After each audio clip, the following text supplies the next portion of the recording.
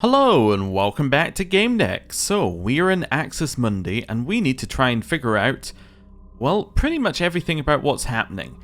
And more importantly, where the Diginet is hiding, because the Diginet is the whole reason we're here, maybe, potentially, I don't know. Maybe it's some kind of Inception thing where the Diginet stands in for something else, I don't really know, but we're going to find out. Now, to do this we have to encode paths. What does that mean? I don't really know, but we do have a code. So if I head in here and then go down to the sanctuary, we'll see that we have some coding path things. So to do a code, you have to get 3 color sequences. Colors in the code can be repeated. Okay. Simple? Simple. And we learned somewhere along here, although I can't see it here. Interesting. We did learn that one of the codes that we need is green, green, green, which will give us the green path. Apparently it's not in that section though. So let's go and see what the green path is like. Coding paths. A tutorial. There are some special places in the labyrinth. You can find them if you know their codes. A code is a combination of 3 colors. You can set a color by clicking pylons available on each platform. Choosing a color on a pylon unlocks paths leading forward. The color of each path corresponds to the color of the pylon that will be available in the next platform that the path leads to. Alright, let me just see. So, you can set a color by clicking pylons available on each platform. Choosing a color unlocks paths leading forward. The color of each path corresponds to the color of the pylon that will be available in the next platform. Got it. I actually kind of understand. I also remember where our things were. They're actually in here, where...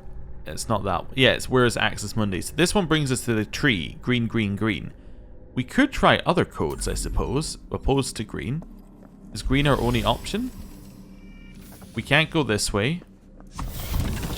We can't go this way. Can't go this way. I'm going to deliberately not do green, green, green. So I clicked it, and it only gives us the green path. I get the feeling our option may be to follow the green path for just now. Okay. Then we reach here. Green.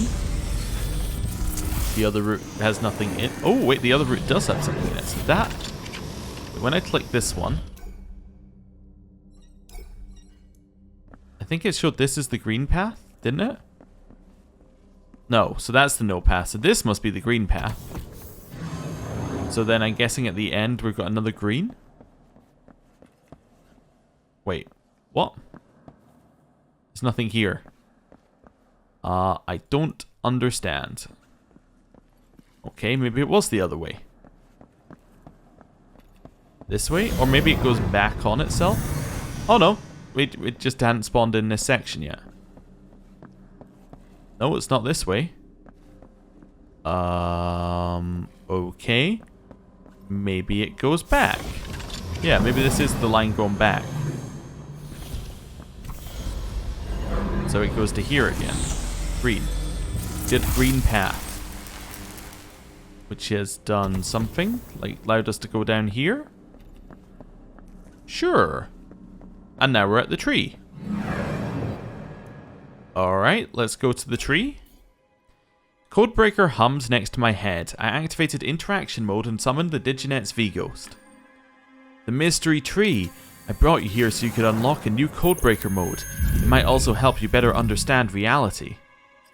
Can you help me about understanding reality? What do you mean when you said it could help me understand reality? You might experience cognitive shock. Your convictions about what's real and what isn't may drastically change. Look at the tree and tell me what you see. The Tree of Knowing? I suspect that it's the Tree of Knowing.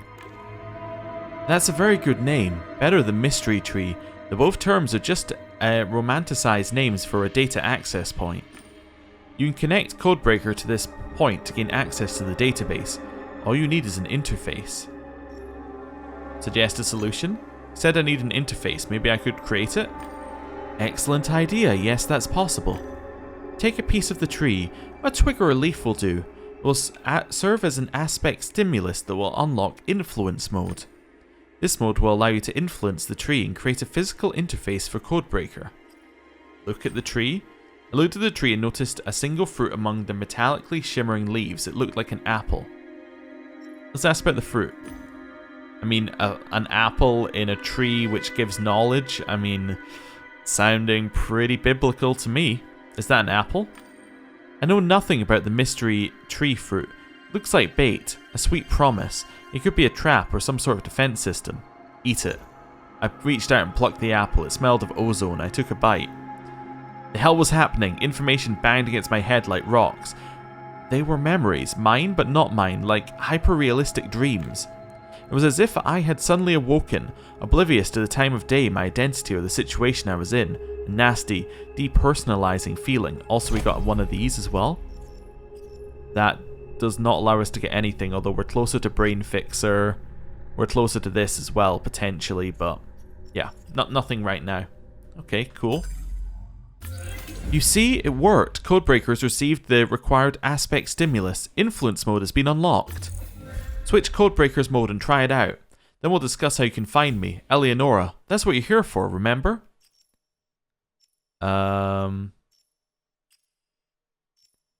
Look for a switch? I carefully inspected the sphere, but couldn't find a switch, sensor, or anything of the sort. How do I switch modes? How do I switch between Codebreaker modes? It's connected to your psyche. All you need to do is issue a mental command. Do it mentally? As soon as I formulated the thought, Codebreaker switched to influence mode. The V-Ghost disappeared and Codebreaker changed colour. The way it moved also changed. We got something here?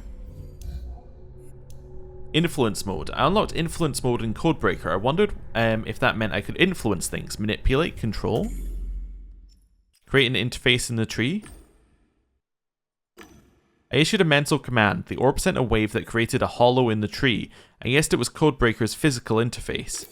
It looked like the tree had given me access to its secrets. What was inside, and what would processing this data entail on a technical level? Consult the psychoscan. I focused and Codebreaker switched to interaction mode, summoning the Diginet's V-Ghost. You called? I intend to retrieve data from this tree. How does it work? Am I going to read it? Will there be video files? Anything I should be aware of? The transfer will proceed directly to your head, a bit like Oba coins, but much faster. It can be dangerous. Is this not the uploading that the guy wanted to do to us before? Besides, the stuff you'll learn may change how you see the world. It may change your life. Be aware of that. Sometimes ignorance is bliss. How do I find Eleonora and leave Axis Mundi? You said the normal way of logging out wouldn't work here. How do I do it? Follow my trail. I also wish to leave Axis Mundi. I believe freedom awaits me outside. To reach the fringe, you must first brave the expanse, a seemingly endless road. Don't worry, I imported a vehicle from another game here. Or there. Go to the expanse and look for the next clue. Directions. You mentioned that you got into the expanse. How do I get there? You can encode the path by touching monoliths in the chambers. You'll need a specific color sequence for that. This verse holds the color sequence. Remember, it's worth listening to your gut so you don't lose energy wandering around. Listen, gut, energy. Listen, gut, energy. So this is energy, maybe. This is gut. Listen. So listen, there we go, it's actually on here, listening. None of these say gut. Okay, but maybe that's spontaneity. Maybe this is... I think it's green, red, yellow, but it might be green, yellow, yellow. Okay. If you follow these words, you'll reach the expanse. I trust you to solve this riddle. Okay, yeah. That's fine. Ask about the remaining modes. You mentioned Codebreaker has 2 more modes. How do I unlock them? Domination mode allows you to use this program's combat aspects. Activating it requires stimulus from the red aspect. Analysis mode will give you detailed information about all the elements of this space. It requires the blue aspect. If you follow my trail, meaning Eleonora's trail, you should obtain the aspects needed to unlock these modes. Let me just check something else about green. Green does not have gut, so it must be green, yellow, yellow. Okay. Other topics. Stop questioning. Leave. I'm not going to upload because I think it's a trap. Maybe I'm just giving up information, but I think it's a trap. Oh, interesting. We've got like a seat here. I think it's green, yellow, yellow. Follow this. At least we know our options anyway. Green, yellow, and then yellow. Cool. Hey, a harp. That's like in the office. Interesting. Hello. The character came alive as I approached, always from harvest time. I summoned Codebreaker. I had to examine that someone. Codebreaker revealed an encrypted message in this MPEG. It was information on how to get to the expanse. Code green, yellow, green. Oh, I got it wrong. Oh. Green, yellow, green. Unless, of course, I had to get it this one. Anyway. What is that? One of the simulation MPEGs. It seems Eleonora downloaded him from the MPEG repository and embedded a hint in him. For you. Why didn't she embed the hint in you? I'm guessing she scattered the information for safety reasons. A large amount of information in one place could be intercepted, then deleted or modified. Understanding? That sort of precaution makes sense. I trust you will find Eleonora despite these difficulties. Alright, so it's green, yellow, green. Can I start here? Green? Yeah, I can start here. Yellow. And then we'll follow this through to green. There we go. And that then opens the way to the expanse. And there's our car. The long straight road led past the horizon. I couldn't see where it ended. It vanished into the airy landscape. The road here was divided by a wide crevasse. I've reached the place you mentioned, but I can't go any further. This obstacle could be a problem. I'm surprised I didn't know about it. Eleonora wanted you to collect an item here that would help you unlock Codebreaker's domination mode. Maybe it's somewhere nearby. I mean, I think it's probably the car, but oh, we've also got clues in the chasm. Clues. Black footprints led from the car to the abyss. They ended there. The chasm. The road was cut across by a wide crevasse. Look down. I couldn't see the bottom. From my experience, it just wasn't there. Alright, car. The vehicle had been imported from a game, I guessed from Twisted and Perverted. That makes sense, given that the other one was Harvest Time. Look under the car. There were a few black puddles. They looked like they were alive. I reached out with my hand. The stains behaved like ferrofluid. Spiky nodules extended towards my fingers. It was a typical graphic representation of a breached firewall. Naturally, no barrier was here because it didn't really look like that. Some game engines toggled an option which showed if someone was messing with the safeguards. It showed up as these stains. Everything suggested that someone had breached the firewall protecting this car. Ask the V-Ghost about the car. We're not opening it if someone's breached the firewall. What can you tell me about this car? This is my vehicle. I imported it from another game. I meant to cross the expanse with it. I don't know if I mean Eleonora, made it. Express hope? I hope she made it. There's one way to find out, crossing the expanse and reaching the fringe. Inside the car there might be an item that will let you unlock Codebreaker's domination mode. Alright, let's open it. I reached for the handle but immediately gave up. The windows, doors, flaps and tires all made up a uniform object with no moving parts. Influence it. From what I managed to observe, Codebreaker modified a few parameters of the car's code. I deleted the parameter that detected collisions with moving objects. My hand could now penetrate the car's interior. Look under the seat. There's a sheet of real paper. I took it out and uncrumpled it. Paper used to be so pliable. Someone had written something on it. Want to find the gallery? Looking for inspiration?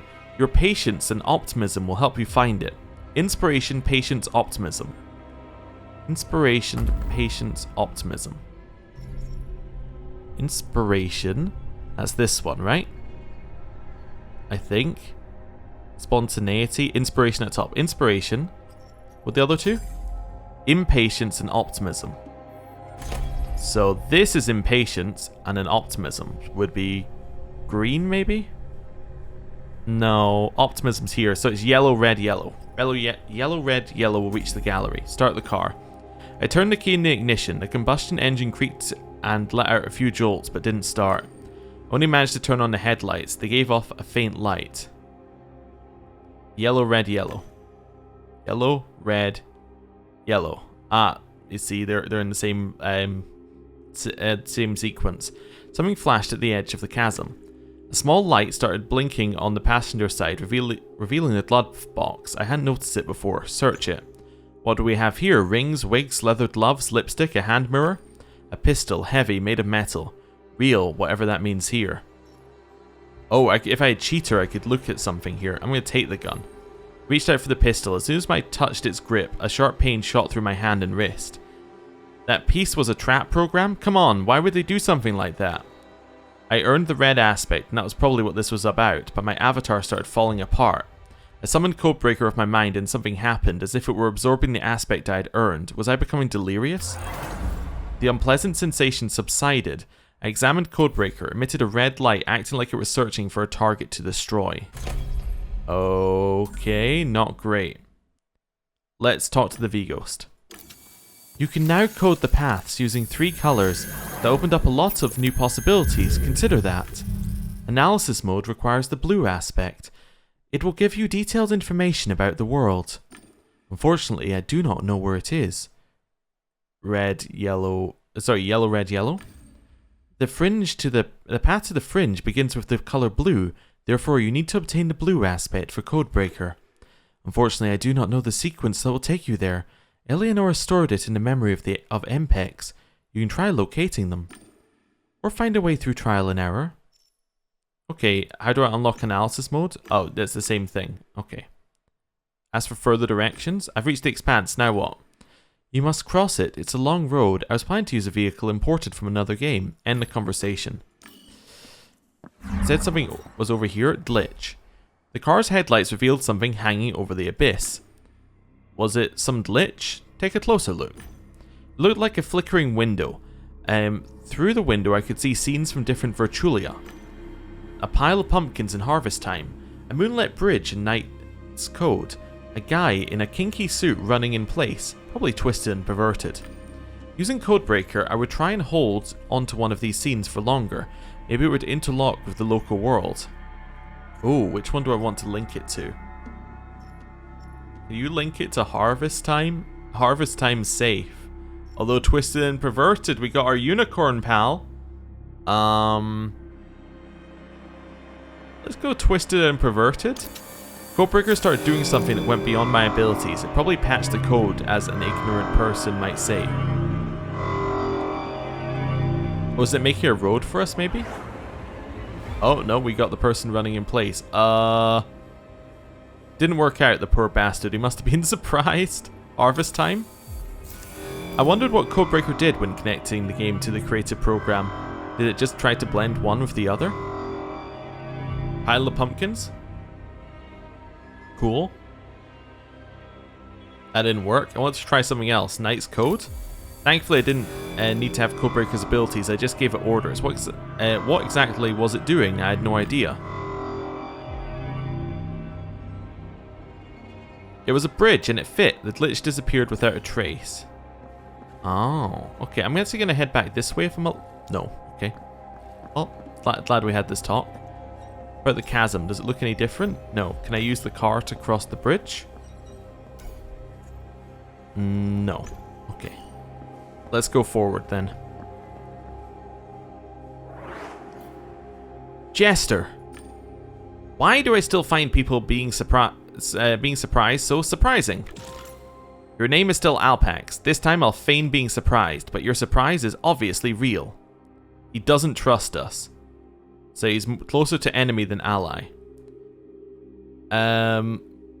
Agree with him. Yes, I'm surprised by this meeting. Hey, we moved him a little bit away from distrust. I received a report of an intruder from the Axis Mundi system. What are you doing here? The wrinkles around the fool's eyes formed part of a nasty smile, but the look itself was glazed and dispassionate. What happened in the Tree of Knowing? How about you first explain what happened during our last meeting? Remember the Tree of Knowing? You shouldn't remember that event. It's an error. So in the interest of our good relationship, can we agree that it never happened? That'll make things much simpler. Agree. Fine, let's forget about it. Much obliged. We've moved into medium territory. Now to get back to my question, what are you doing here? I could say nothing and we might move to distrust. I don't know if I want him as an ally. I'm going to say nothing. I didn't say anything. My silence carried a clear message. He was silent as well. He tilted his head like a predator assessing its prey. What do you want from me? You're a Gamedec. How about a small job? Let's listen. Speak. We have a problem in Axis Mundi. A problem with doors, breaches, and cracks leading to sensory worlds. And I'm having trouble patching those. Can you handle this? Let's ask about his troubles. You said you're having troubles patching those breaches. Can you elaborate on that? It's a headache that comes back every now and then with new safeguards. I'm not sure I'll be able to patch it in the optimal time. And why do you think I'll be able to crack those safeguards? Because for some reason you seem to be able to deal with them. The black substance you went through has a similar code. What are you offering? Get to the point, what are you offering? I'll let you stay in this place even though you're not supposed to be here. Sounds like blackmail. I'm not a good negotiator. Tell me what you need and you'll get it. I want information. I need information. Finish the job and I'll satisfy your curiosity. Let's agree. Fine, I'll do that for you.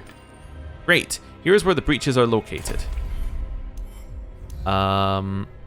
Okay. So, Jester gave me access past 3 breaches. I'm supposed to close them. Here they are. Yellow, green, yellow. Red, green, red. Red, yellow, red. Okay. I'll come to you as soon as you close them. Oh, car moved over here. The Jester modified some code characters hovering around him. You face a long journey. This vehicle will make it as quick as a heartbeat. Good luck, Gamedec. The fool's disappearance must have impacted the stability of the summoned bridge. The construction started shaking. Okay. I quickly ran across. Well, we should try and win the Jester's favor, and we shouldn't go to the fringe while the Jester is still, around, I would think. Because it's all hidden. So let's try and win the Jester's favor. So where's that? It's, the Sanctuary. Yellow, green, yellow. Get in the car. Summon the V-Ghost. The car was equipped with a combustion engine. It'd been a while since I last heard one hum. It was running and ready to hit the road. V-Ghost. You've met Jester. He's the one thing Eleonora wishes to avoid at all costs. Tell me, whose side are you on? Hers or this terrible Jester? I prefer not to take sides, but I feel like I'm on hers. I'm on her side. I care about the Diginet, obviously. Thank you. Codebreaker and I will continue to serve regardless of your intentions. Start following Eleonora's trail. I got inside, placed my hands on the steering wheel, pushed down on the pedal and went straight ahead.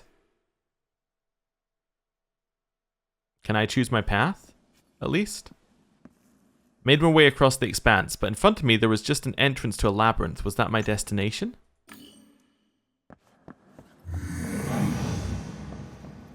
I still think I want to win the Jester's favor, even if we do nothing with it. We'll see how this goes. It might end up being wrong, but I think that this is... There's no negative to winning the favor, as far as I know. Yellow, green, yellow. Yellow. Follow it. Green. And then we'll follow it towards yellow. We might get more information as well. Yellow. Okay. So what's our breach over here? Ooh, it's a long way away. This is harvest time. Oh, is that a rift? Achievement unlocked? So let's head into the breach. I was looking at a window, or more like a breach in space. Through it, I could see a section of harvest time. The surface of the breach vibrated. I heard a conversation between 2 people. Ah, fucking hell, is it some kind of hole? Yup, a hole in the game. Went right through it, and they went right through it and vanished. I wonder, maybe they're still there on the other side, waiting, lol. Did you try going through it? Can't be done, the herd's gone and that's it. Listen to the conversation. I put my ear close to the window and I listened. An entire herd? Yup, gone without a fucking trace. The entire fucking herd. Did you send a ticket to support? I know they're all bots, but maybe they'll extend your sub to make up for the bug. That'll be the fucking day. A message sent screens of the herd, the hole, the logs, everything. My cows are gone. Fuck, even the cool one. The one whose mouth texture was all fucked up. Fuck, she was cool alright. So unique. Pity. Keep listening. What now? You gonna stay and harvest? The guild could help.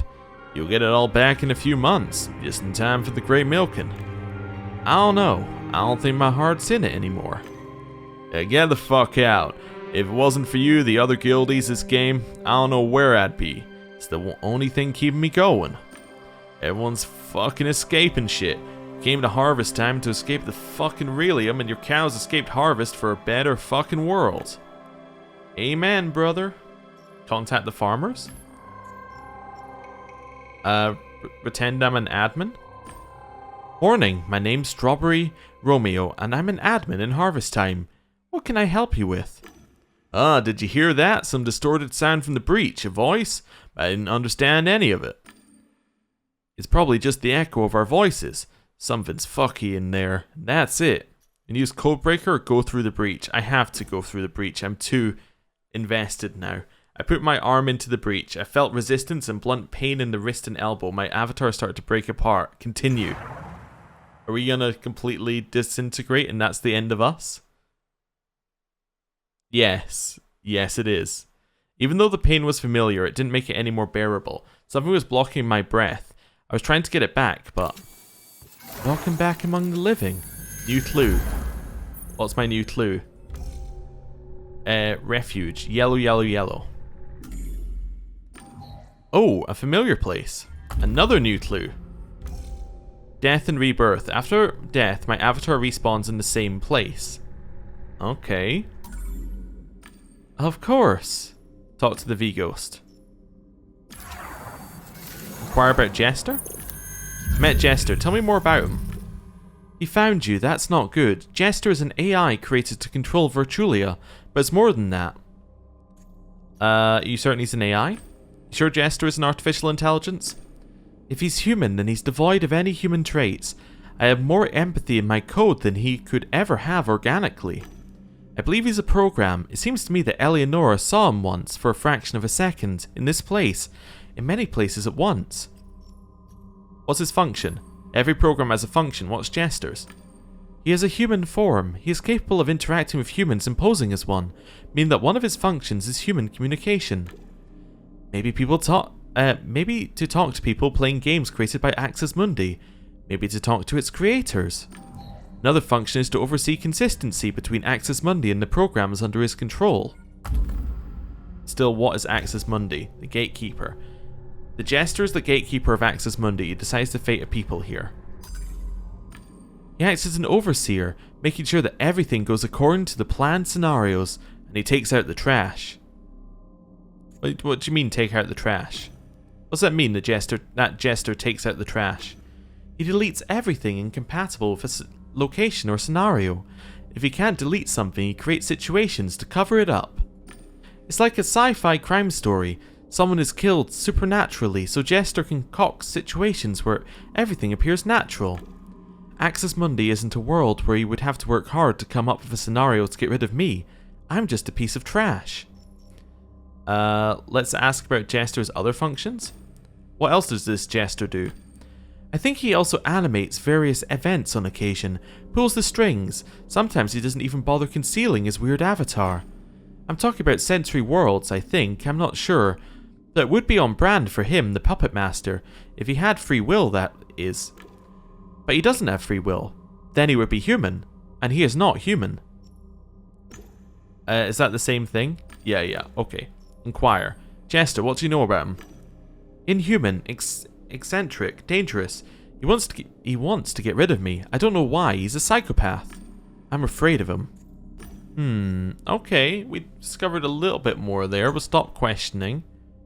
We'll end the conversation. That's fine. So, we know that's one of what's the jester's one here? To go back into it. Yellow, green, yellow. Yellow, green, yellow. We can go back to the breach. Okay. It shouldn't matter where we do it from. Yeah, exactly. Yellow. Follow it down to green and we can get back to where we were. Yellow, green. And it's the same path each time. Cool. And then yellow. Oh, there we go. Perfect. Right. Follow that through. We're back at the cows. Use codebreaker. I'm going to move the herd through the breach. Codebreaker made a booming sound and shot a yellow beam towards the herd. The owner of the herd was in for a pleasant surprise. Oh fuck man, the little shits came back. See, I told you. Is that all of them? Oh fuck yeah, it's all of them. Even the one with the glitched out mouth. I love them. I love this game, man. This is an actual miracle. Then burn the cows. No, just close the breach. Codebreaker switched to influence mode and got to work on closing the breach. Breach in space left a scar shortly after. First breach closed. Now, it did say we could do something with analysis mode, but I still don't think we should get it until we're finished with the jester. That's my current call. It might still be wrong, but that's my thought. Red, green, red. Red, green, red. Red. Follow it through. Yup. Green. Red.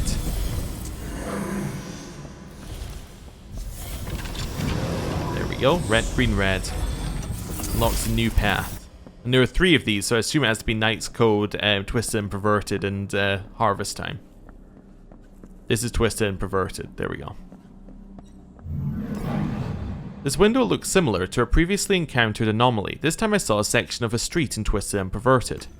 The surface of the breach was vibrating, crackling with energy, which I heard over the whirring of a car engine behind it. Codebreaker. Then send a car through the breach, shoot at the players, or close the breach. Let's send the car through. I gave an order to Codebreaker and it modified something. Just gonna send that car through, I think.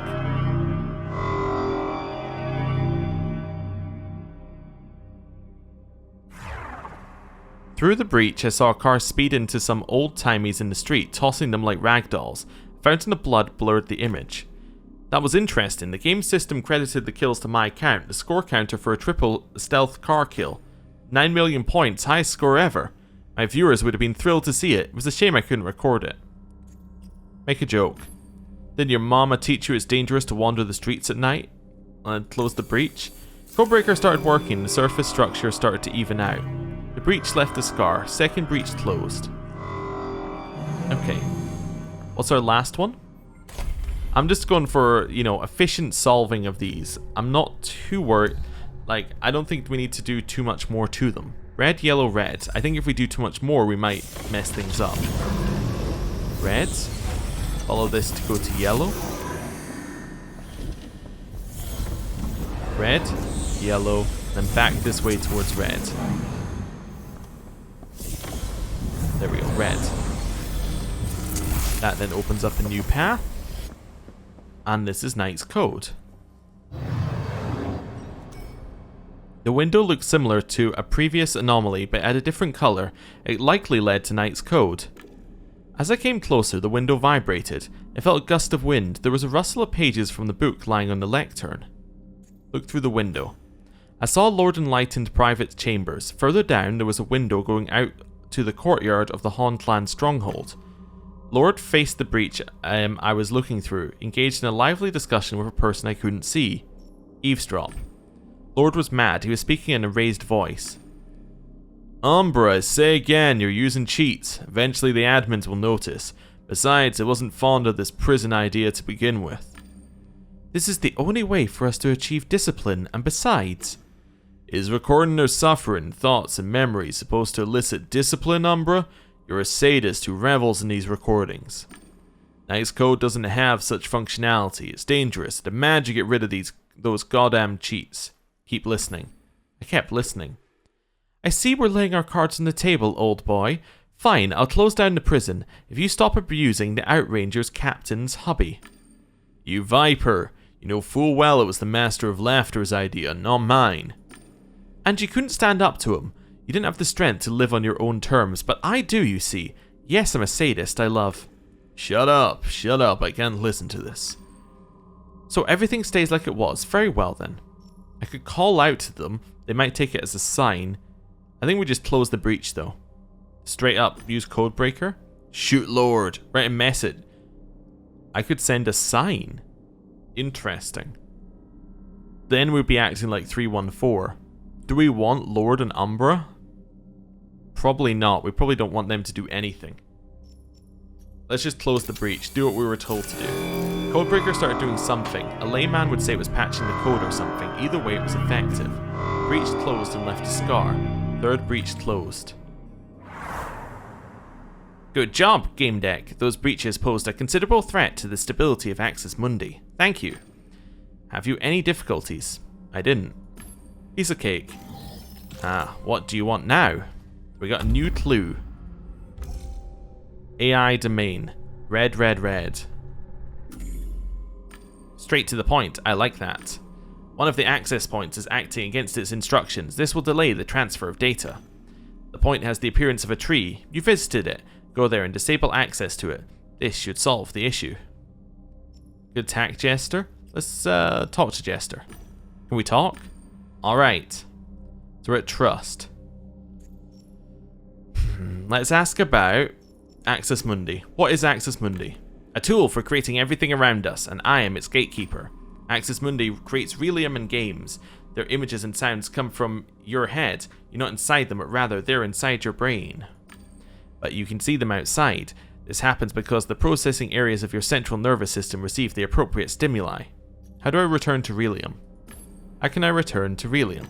You can't. Your avatar in Relium no longer exists. My avatar? You mean my body? What happened to me? The simulation destroyed it the moment you used Haggis's couch. Huh. A simulation. So Relium is fake? Potentially called it? But anyway, who created the labyrinth? Who created this labyrinth? I suspect it was Diginet Eleonora infected by 314. They used the engine's basic building blocks, created one chamber, then cloned it and filled a section of Axis Mundi's space with these clones. Or those clones. It was their way of hiding from me. Let's talk about 314.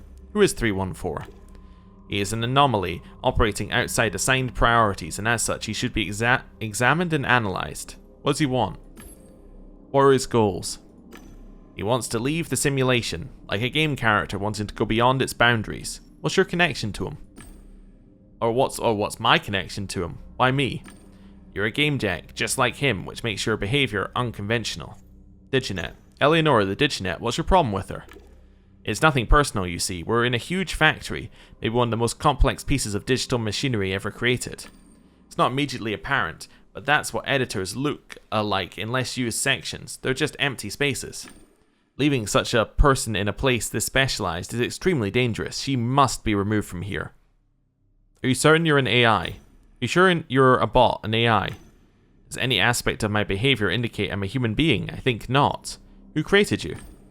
Yeah. An excellent question. I'll answer it some other time, but that's enough for now. Alright, tell me about the job. Remind me what I'm supposed to do for you. Access points is against its instructions. This would delay the transfer of data. The point is the appearance of a tree. We should disable access to it. End the meeting.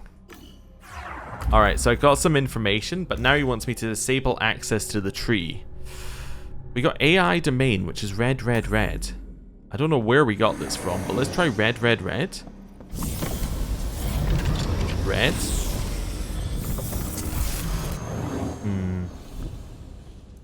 And then red. And then follow it through to red. This gives us tree. I'm going to be unhappy, but that's okay. And then down here. Okay. We still don't have blue aspect right now, but that's alright. Oh, right. Bunch of jesters. Hello. Welcome to my domain, Gamedec. Ah, so we just now know where he is. That's fine. It's time for me to go. Ah, well, I think I want the analysis mode now. I don't think I want to do what he just asked me about. I don't think I want to do what he just asked me to do. So, blue aspect. What was the clue again? I think we figured it out, but I just need the clue so I can, you know, fully get it. Listening to your gut so you don't lose energy. That's expanse. Where's the hint for how to get to the other one?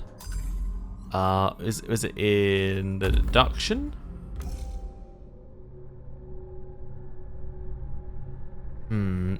Alright, I need to go speak to Eleonora. How do I get to the refuge? Or can I get to you from here? No. Okay, this one. Refuge is yellow, yellow, yellow. Alright. Yellow. Follow it.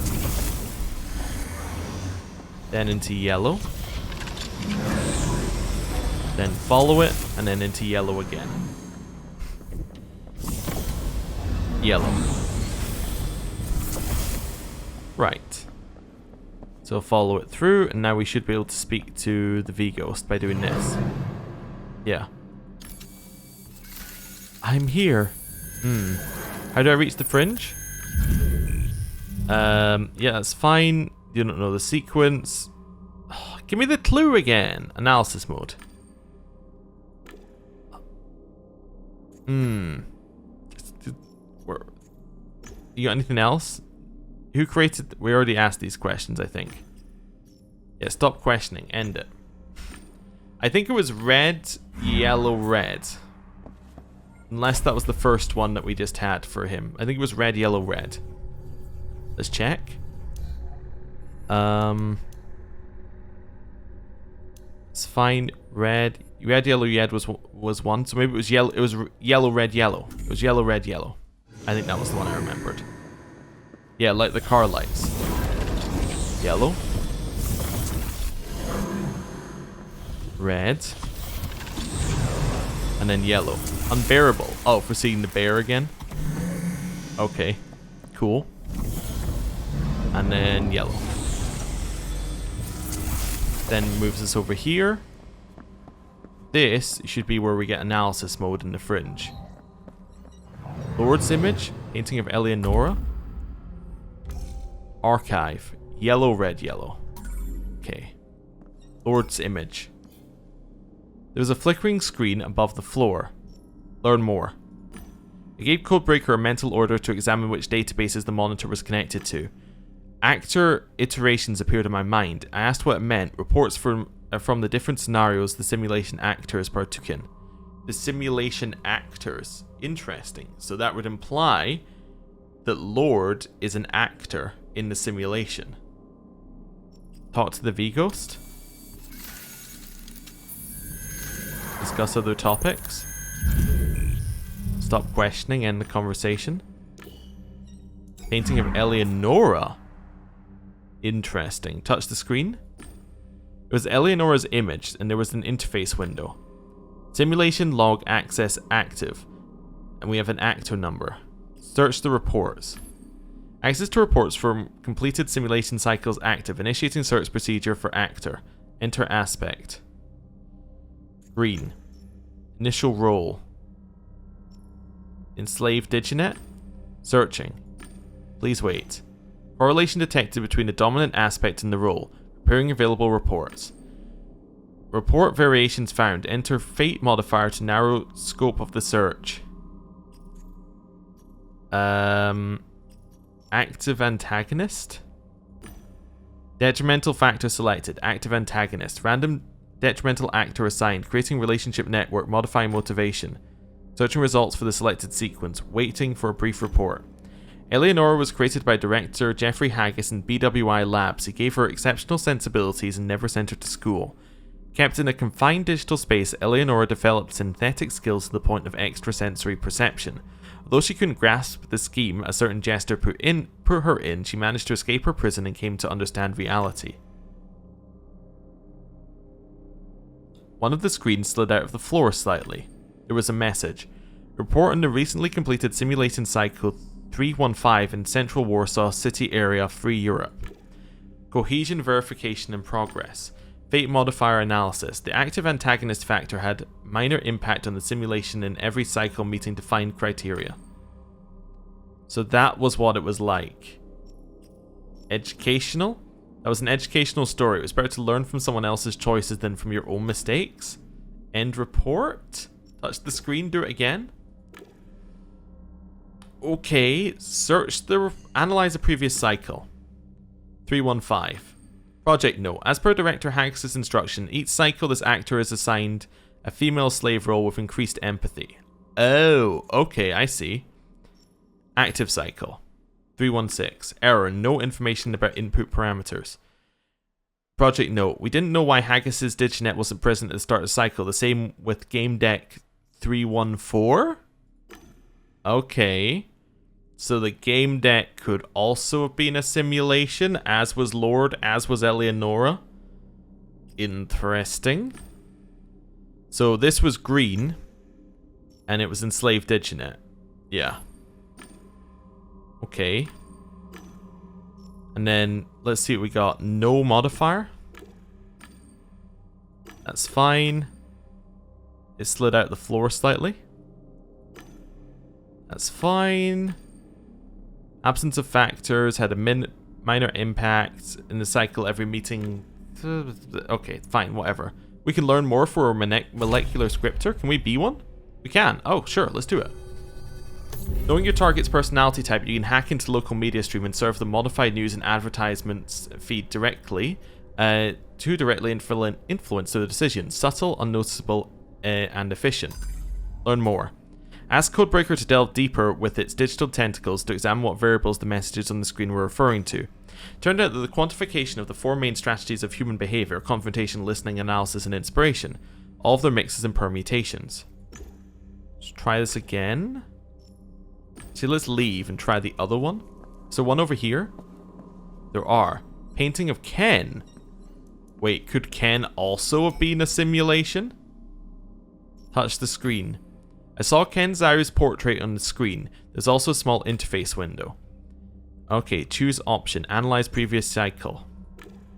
Ken began the cycle as a pro gamer. During the cycle he became a Gamedec. The chaos factor impacted the decision. Chaos. Gamer, Gamedec. Active cycle. Dominant aspect red. Okay. Role professional gamer, fate modifier, financial boost. Project note. By order of CEO John Naba, this cycle I gave Ken lots of money and boosted all of his stats.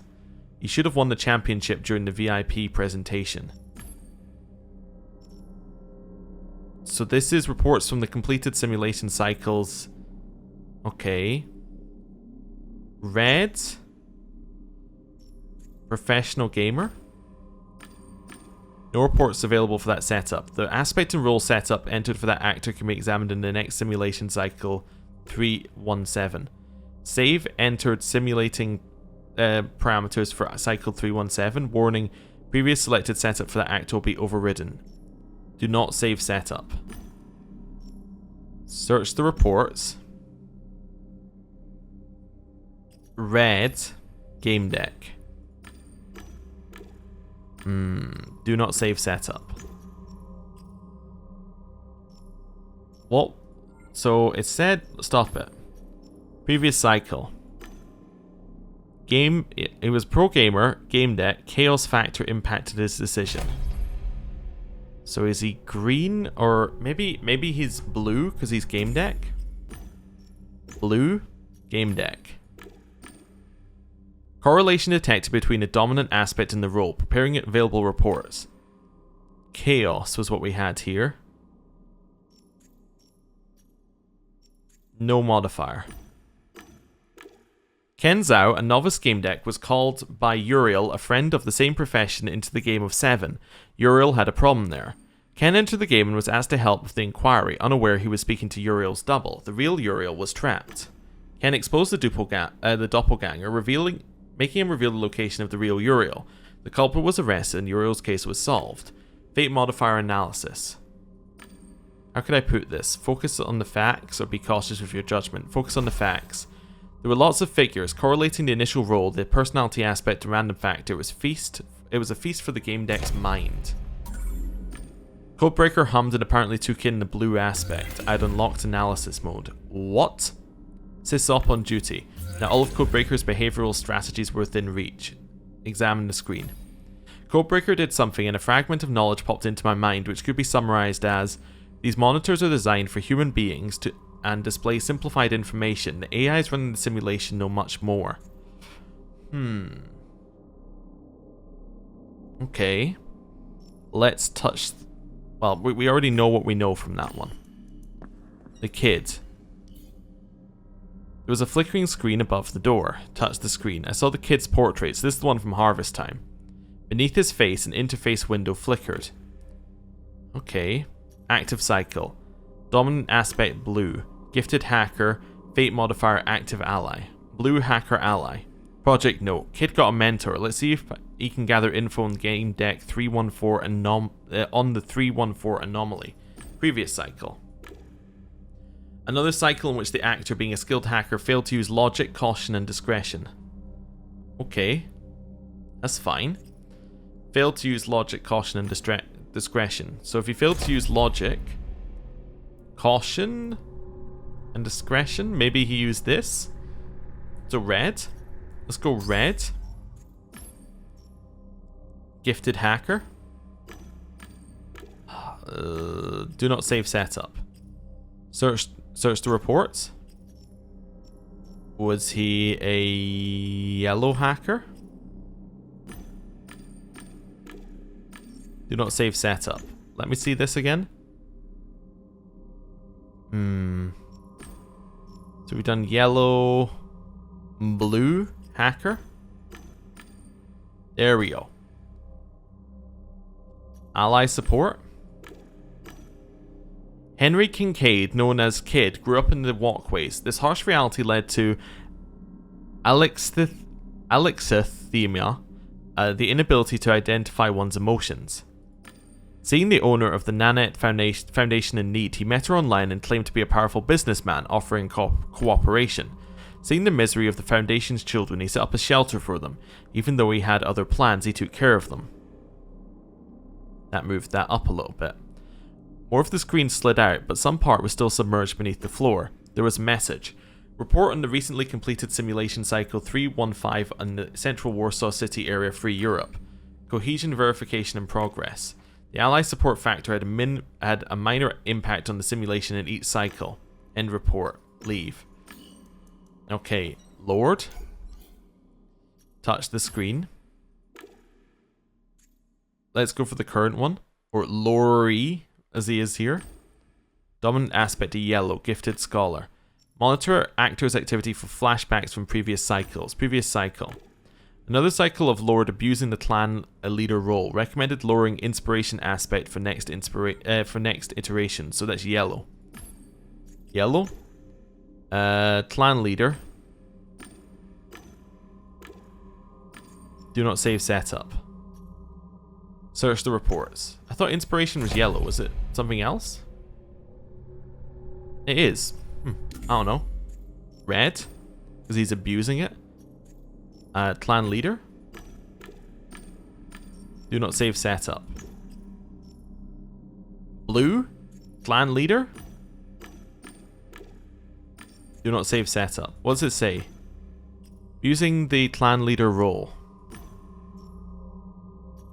Maybe green clan leader? Oh, there we go. No modifier. Galomar noticed that many Knights Code players like to talk about reincarnation and fortuneness of fate. Fortuneness? I don't know. I'm not getting that word right. Of fate. He jumped on the trend, built a system around it, became leader of a cult based on the Han clan, and started making big money. Some inquired into the cult's legality, but nobody proved a thing. Lord bought a BLB, rejuvenated, and planned the clan's expansion. BLB. The term BLB is from the words brainless and body. BLBs are commonly known as no-brainers. A BLB is bred based on the order of a client desiring rejuvenation. Is a body based on the DNA of the client and bred without a brain. When the breeding process is complete, the owner's central nervous system is transplanted into the cranium of the new body. When the nerve fusion is finished, the client has a new organism with a biological wear set at the level of 18 years. Ethical dilemmas. Leftist communities raise the matter of BLB prices which exceed 500,000 credits. A typical lower layer inhabitant of Free Europe Polis currently makes around 1,200 credits each month, and no bank would grant a loan of 500,000 to someone like that over the age of 70. A statistical inhabitant of the lower layers of an African Federation polis currently makes around 500 a month, which makes the situation even harder. The situation is a little better, though not as good in Europe. In certain provinces of though still not as good as in Europe, in certain provinces of the Indian and Pacific Ocean Federation and in southern regions of the Free States of Americas. This means that survival of the inhabitants of Earth depends purely on their wealth. The problem is magnified by the fact that Pharma Nanolabs continues to hold a monopoly over the production of no-brainers, and the corporation shows no desire to lower the prices. No other companies cracked the secret to cloning a human body without regulatory function of the central nervous system. Medical issues. We must remember that while the BLB is young, the brain of its resident remains old, and since it is not possible to transplant a brain into a brain, these patients take Everbrain enzymes in order for the age of their brains to match that of the rest of their organism. Okay, interesting. And there's the last picture, which I can only assume is us. The screen slid out completely and rose above the floor. Reporting the recently completed simulation cycle 315 in the central Warsaw City area. Cohesion verification in progress. Okay, that's fine. Leave. Painting of the game deck, of course. The screen was floating just above the floor. Touch it. Oh, it's a different someone. Okay. On the screen I saw a portrait of someone I didn't know, yet it looked strangely familiar. There was also an interface window. Or maybe this is who we were in a previous cycle. Analyze active cycle, no data. Roll game deck, fate modifier active ally. By order of CEO John Naba, monitor the game deck's activity and hope it leads the jester to the cycle 314 anomaly. Search the reports. Well, was it green? Was it a green? Which one is it going to be? If green would be in here, it's a green scalper? Oh, scalpel? Please wait. None of that. Gamedec received a job offer from Jeffrey Haggis. During the investigation, he found the entrance to the simulation editor. Database error 37. John Naba's order. Keep Gamedec actor resources from simulation 314. Resource allocation code NEEZY. So 314's lounge is blue, green, blue. Ah, okay. An image struck me. I walked up to her computer and put my hands on the keyboard. My fingers moved in a familiar way, entering the password. I felt a sudden ache as if coming from inside my mind. I saw my apartment, at least it looked like mine. A bliss hologram, a blue sky past the window, and the green glow of the computer screen. Well, it's not my memories. No, this wasn't my apartment. These weren't my memories. It was a vision, that was all. But this apartment was here in Axis Mundi. I saw it again. I was standing in front of a computer, hands on the keyboard. My finger muscles were instinctively typing the password. Look at the screen. I looked at the screen and typed the password and saw a long letter. It was from me, to me. I wish I'd looked at the password. My body knew it. It knew the password. Procedural memory, also known as muscle memory. The subconscious part of my brain remembered the computer password in this apartment. All I had to do was put my fingers on the keyboard. The image began to fade like paint washed away by rain. I saw Axis Mundi around me again. Can we do that again? Let's try like red. And then in red we'll go red sleeves. No modifier. Same thing, same thing. Yeah, we got the code. That's fine. Well, we got what we needed in here. A way to 314's lounge. And we were told not to be allowed there. So let's try it. Blue, green, blue. Blue, green, blue.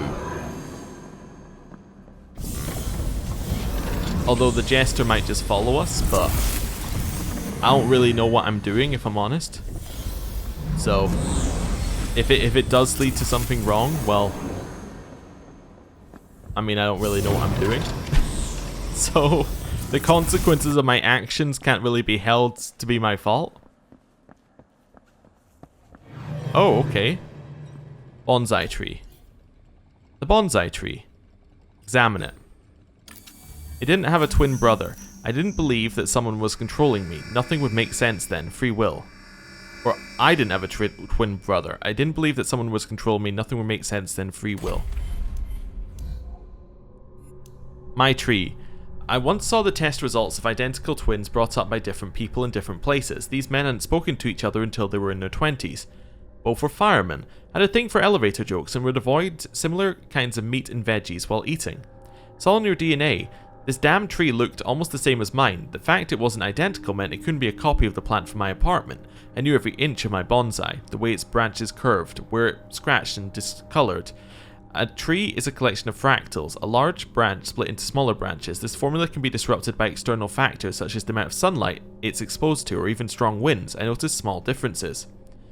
But the way the bonsai was trimmed was identical to mine. I had done all that cutting, the same angles, the same distance from the main branch, even how it had healed, and most of all, the same locations on the tree. But I didn't have two damned bonsai trees. What was this about? Had someone been controlling me? Did they make me prune my tree based on this model? What if this was the original, my tree was the copy? What if there was a master Gamedec somewhere here and I was just their copycat, a puppet? Nonsense. Even if some mad scientist studied my behavior, they wouldn't be interested in copied movements and decisions. They'd be interested in free will and choices, even in an enslaved world. That bonsai had to have been trimmed by someone else, but just like me. They lived in the same damn apartment and drank from the same servobots. What the okay. So we might not be the real one. Take a closer look. Bonsai tree bark. Ficus rettusa. And a bonsai like it. Wait. This tree's the same as mine, the same trunk and branches. It appeared to be an exact copy of my tree. No, there were minuscule differences. At first glance, it was my bonsai. What was this about? Maybe it was trimmed by my clone? Had this bonsai been trimmed by someone exactly like me, unaware of my existence, like I wasn't aware of theirs, but where, how? Either way, it's a very strange find. Watch. A fig tree, neatly trimmed, well cultivated. Okay. We have a computer in here as well. A computer was similar to mine, and this is 314's one, so this is us from the previous cycle. Okay. Message appeared on the screen, enter password. Procedural memory. I put my fingers on the keyboard, I took a deep breath and exhaled through my lips. One more time I recalled the vision from the gallery. I relaxed my shoulders, closed my eyes, imagined myself as that person, inhaled, exhaled. Didn't think, I let my fingers move on their own. My fingers hit the keys, I had no idea what they wrote. I knew touch typing, though I couldn't recall the key layout, so I looked at the screen. The password was correct. I had access to mail, local data, even the system, Bliss. This guy's major domo was called Bliss. I could activate her. Scan the computer. Multiple iterations of Bliss, multiple relationships with Gamedec. What was this about? Bliss, many times over. The owner of this strange apartment also had a major domo named Bliss, which is very disturbing. I didn't know what to make of it. Was it a prank? Was someone watching me and conducting some messed up experiments here, or was it something else? Anyway, this computer, immersed in the Axis Mundi world, let's keep that in mind, had plenty of logs and notes describing the numerous relations Bliss had with Gamedec. Bliss took many forms here, as did the Gamedec. Plus this cornucopia offered many configurations of the Bliss Gamedec relationship. I found plenty of Bliss's completed logs. Why? According to what was described here, someone's making an effort to understand, discover, based on what? Watch. A fig tree, neatly trimmed, well cultivated. What? Computer again? Sure. Don't know what happened, that's kind of weird. Check the mail. It was empty, there was nothing in the inbox, no sent messages. There was one unsent mail, it was a letter. To myself? I got dizzy, dispersion in the cloud, I needed to destroy the simulation, the tree of knowing resets, all his plans here, motives. Okay, browse the data. There was nothing at first glance. Empty folders, empty documents. Looked as though all the data had been deleted. Okay. Deleted data. I didn't find any readily available data in the strange computer located in a strange quasi-apartment in Axis Mundi. Empty folders. The folders were there, but they were empty. As if someone had just erased their contents. Bliss. I wondered if this would work here. A text document appeared on the screen. A familiar hologram appeared. I wondered what if she remembered me. Was that even possible? Hello? Oh, welcome, stranger. Hey, Bliss, don't you recognize me? Another achievement. It's blue. All was blue. We're apparently getting a lot of stuff here. Should I? This wasn't my Bliss. She obviously looked the same, and had the same name, but which was less obvious. But it wasn't her. Okay, so not my Bliss. I think we found everything we're gonna find here. Can I look at my games? No. Okay, end the conversation. Well, we have new clues, I guess. She's not here. Is basically the long and short of it is she's not here. So, where are we going next? Encode the path to the fringe. Was it yellow, red, yellow? I think it was yellow, red, yellow, right? Well, we already tried yellow, red, yellow, and it took us to the archive, yeah. Expanse was green, yellow, green. Yellow, red, yellow. There was like a blue one we got, wasn't there? Oh, but that was the one we weren't allowed to go to. Blue, green, blue. So where is she? Where haven't we gone yet?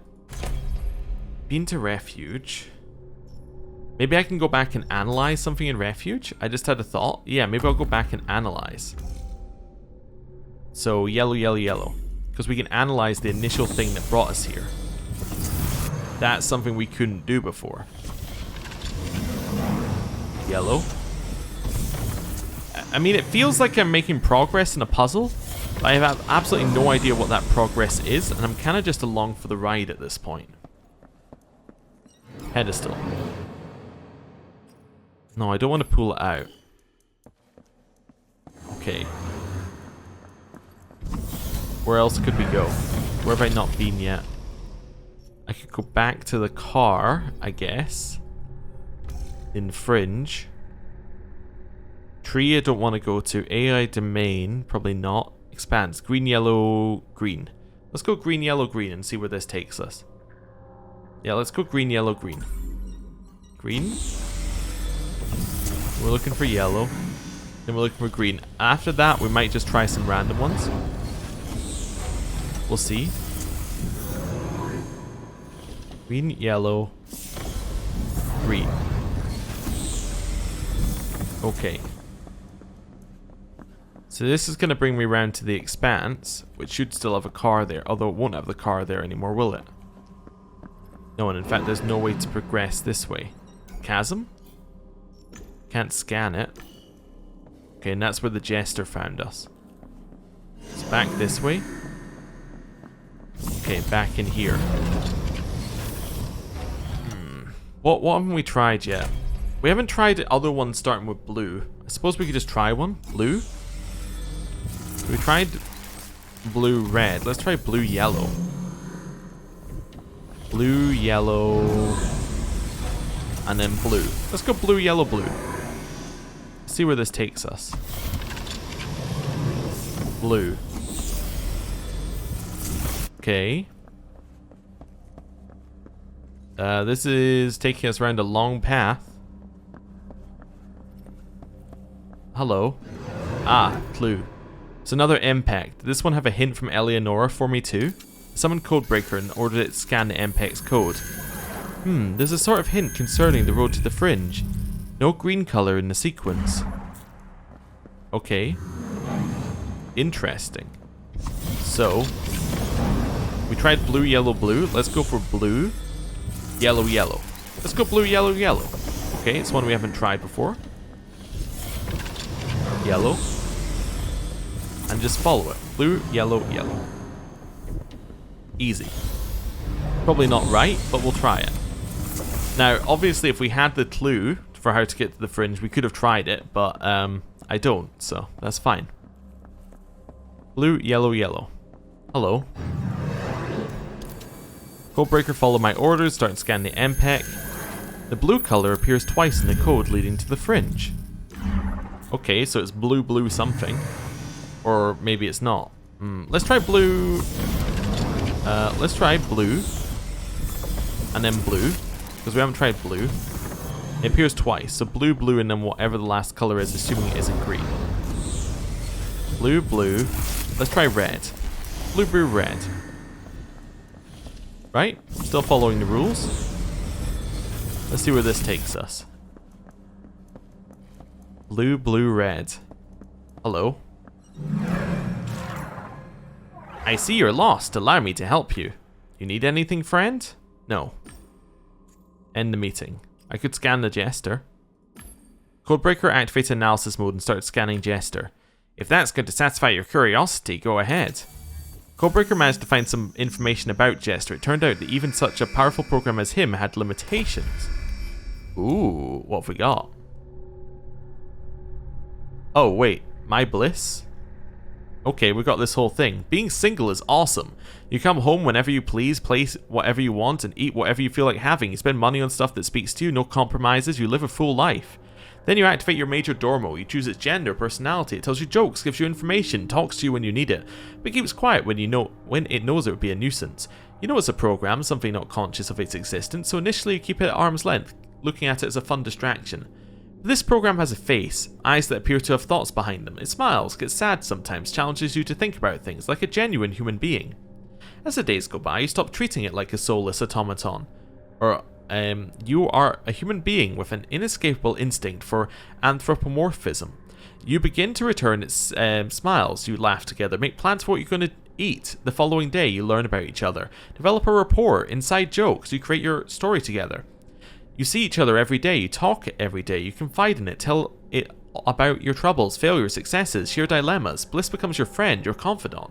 After all, you're single and he or she is always there for you. It's all good, right? And later, as you're eating scrambled eggs, eggs, or burrito, she orders for breakfast. You feel a strange prickle in your feet, a tingle. It moves up to reach your calves, passes your knees, spreads through your thighs, glides through the pelvis to your back, like a shiver up your shoulder blades, and it pierces your chest and heart like 100 tiny ice needles. Then you start crying. You don't understand why. Tears just come on their own. Bliss is looking at you, extending her translucent hand, and you don't know what to do with this pain, because it's unbearable. Okay, so that's following in love with your major dormo. Priority system. The mystery tree is a transmitter for signals controlling Jester's avatars. See, I told you turning off the tree was a bad idea. I discovered its priority system. I've got access to it. I'm not sure how it works, but I'm guessing if I reverse the clown's priorities, I would make him drop the most essential tasks and deal with the least important instead. Okay. I would have found out more if I had performed a more thorough analysis of the code. I hope that satisfied your curiosity and we can return to relevant matters. End the meeting. I wish to speak to you instead. I speak to you? No. Okay. So that was blue, blue, red. Blue, blue, red led to Jester. Blue, blue, yellow. We haven't. Have we tried blue, blue, yellow? We tried blue, yellow, blue. We might have. Let's try red, blue, blue. Sure, red, blue, blue. So we know blue appears twice, so red, blue, and then blue. Blue. That then opens our path through. It's not the right one again, but that's okay.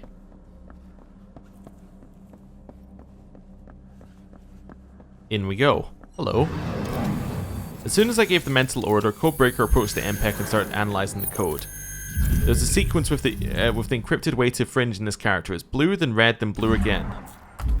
Okay, is that it just giving up? It's like, it's blue, red, blue. Come on, you idiot. It's blue, red, blue. Have we not been through this enough times? Alright, blue, red, blue. Alright, and then in here, all the way to blue. There we are. Now, this is taking us to Fringe. Hello. Let's try another.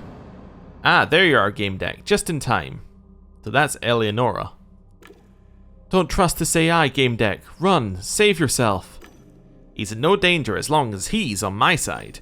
You're in Axis Mundi, there's no escaping this place unless I decide otherwise. Jester hesitated. I hope you understand the nature of Axis Mundi. What is Axis Mundi? I have no idea. No, we do have an idea. We have every clue available to us. It's a game editor, right? That's what it is.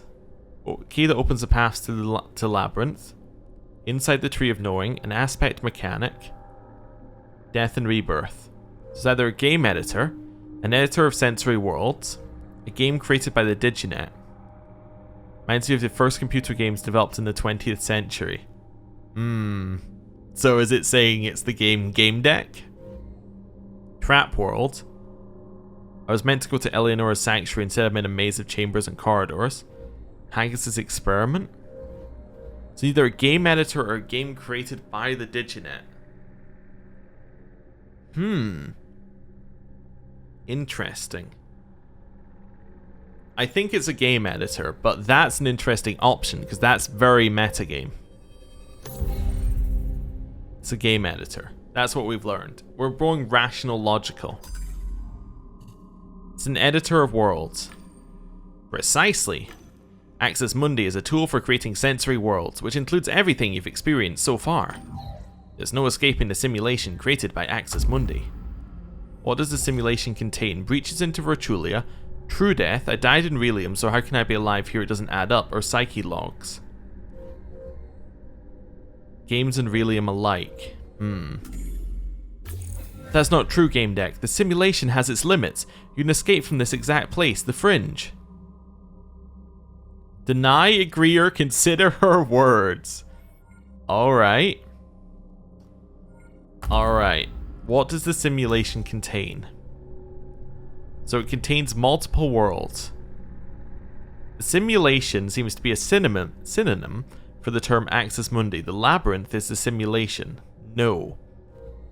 Its so-called simulation only affects sensory worlds. No, it's everything. Yes. Deny. I'm afraid you're mistaken. It's my understanding that the simulation affects everything, sensory worlds and Relium. Jester nods, feigning sadness. If you think about leaving the simulation, I could make it happen for you. If you're really thinking about leaving the simulation, I could make it happen for you, Gamedec. Before you cite anything, hear me out, please. Sure. What's going on here? You found me, just like I asked. You haven't forgotten about me. It's all too much. I don't understand how I got here, but I know this. What did we just learn? Or something at the end? What to do at the Fringe? Gain Jester's trust, connected fates. Okay. We are surrounded by deceit, and Jester watches over it. And we are connected, you and I. These people we met before. Jester summoned the Well of Code. Inquire about the connection. What do you mean when you mentioned a connection? Don't you feel it? Do you think it's a coincidence you found me, that you made it through this labyrinth? Jester pushed against the Diginet's barrier. Come on, Gamedec, a little help? Listen to him. What do you have to say? Are you familiar with the rule of agent wars? If a corporation declares you its agent, then you are one, even if you don't know it. You've been our man from the very start, to make you as credible as possible so that you wouldn't get caught lying by a polygraph. Or by the semi-unpacked 314 in your brain. We had to wipe your memory. The memory of having a real body now lying on a couch in BWI headquarters. You work for us. Your job is to deliver 314 to us, understand? Job from BWI. Jester claims my actions in the simulation are part of a job for BWI. Limited access to my consciousness and memories is a safeguard. I can ask for a transfer of memories from Relium? Sure. Prove that you're telling the truth. I want a fragment of my memories from Relium. If 314 is in my head, he's heard it all anyway. He's inactive, he didn't hear it. I won't upload those memories. Everything will return to normal only after you complete your task. Besides, what proof would that even be? I could just feed you more false memory patches. The wall around her began to fade. My only option is to help Jester? No. Oh, okay, well I guess I'm helping Jester. No. Alright, fine. And I got my ending, I guess. Alright, I'll help you. Help Jester?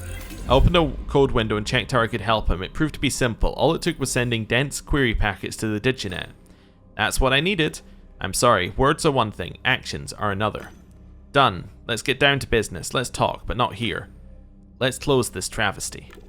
And open something more elegant. Enter it. Go on. If I wanted to hurt you, I would have done it already and gone about it differently. So we ended up helping the Jester because it was literally our only option. I kind of wanted to help the diginet, but apparently that was not on the cards for us. Okay. I have no idea what we're doing. I walked straight into my bedroom. Let's just clear those out as well. Do we have anything else we can get while we're here? We could get sleeves, probably a bit late. Jester was already waiting for me there.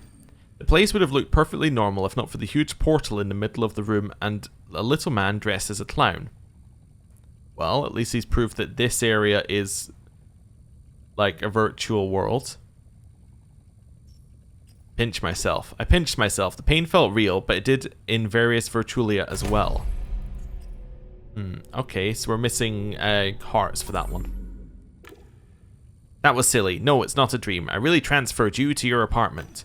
I'll keep you company as an AR image projected on your lenses until you get used to me. A projection. I turned off my lenses out of curiosity. Jester disappeared. Okay, so not necessarily fake world, but it might be. He reappeared as soon as I turned AR back on, so only I can see you? And hear me, not even 314 is aware of my presence. I blocked him. This way I can quietly advise you while you're carrying out your plan. Why do you think I have a plan? You told me about it before you entered the simulation, and before we removed pieces of your memory, that too was part of the plan. The plan? What plan? For what?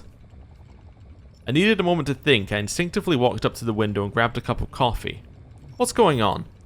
You helped me because I'm carrying out some sort of plan. I don't know what you're talking about. An anomaly appeared in the BWI simulation. A faulty being, self-aware but lacking empathy. It's a terrorist trying to destroy the simulation. We hired you because you're one of the best. You allowed us to trigger a partial amnesia in your brain and enter the simulation to eliminate this thing.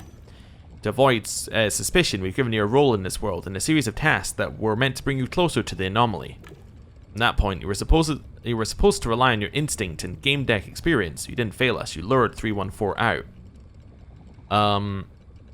Why is my memory being removed?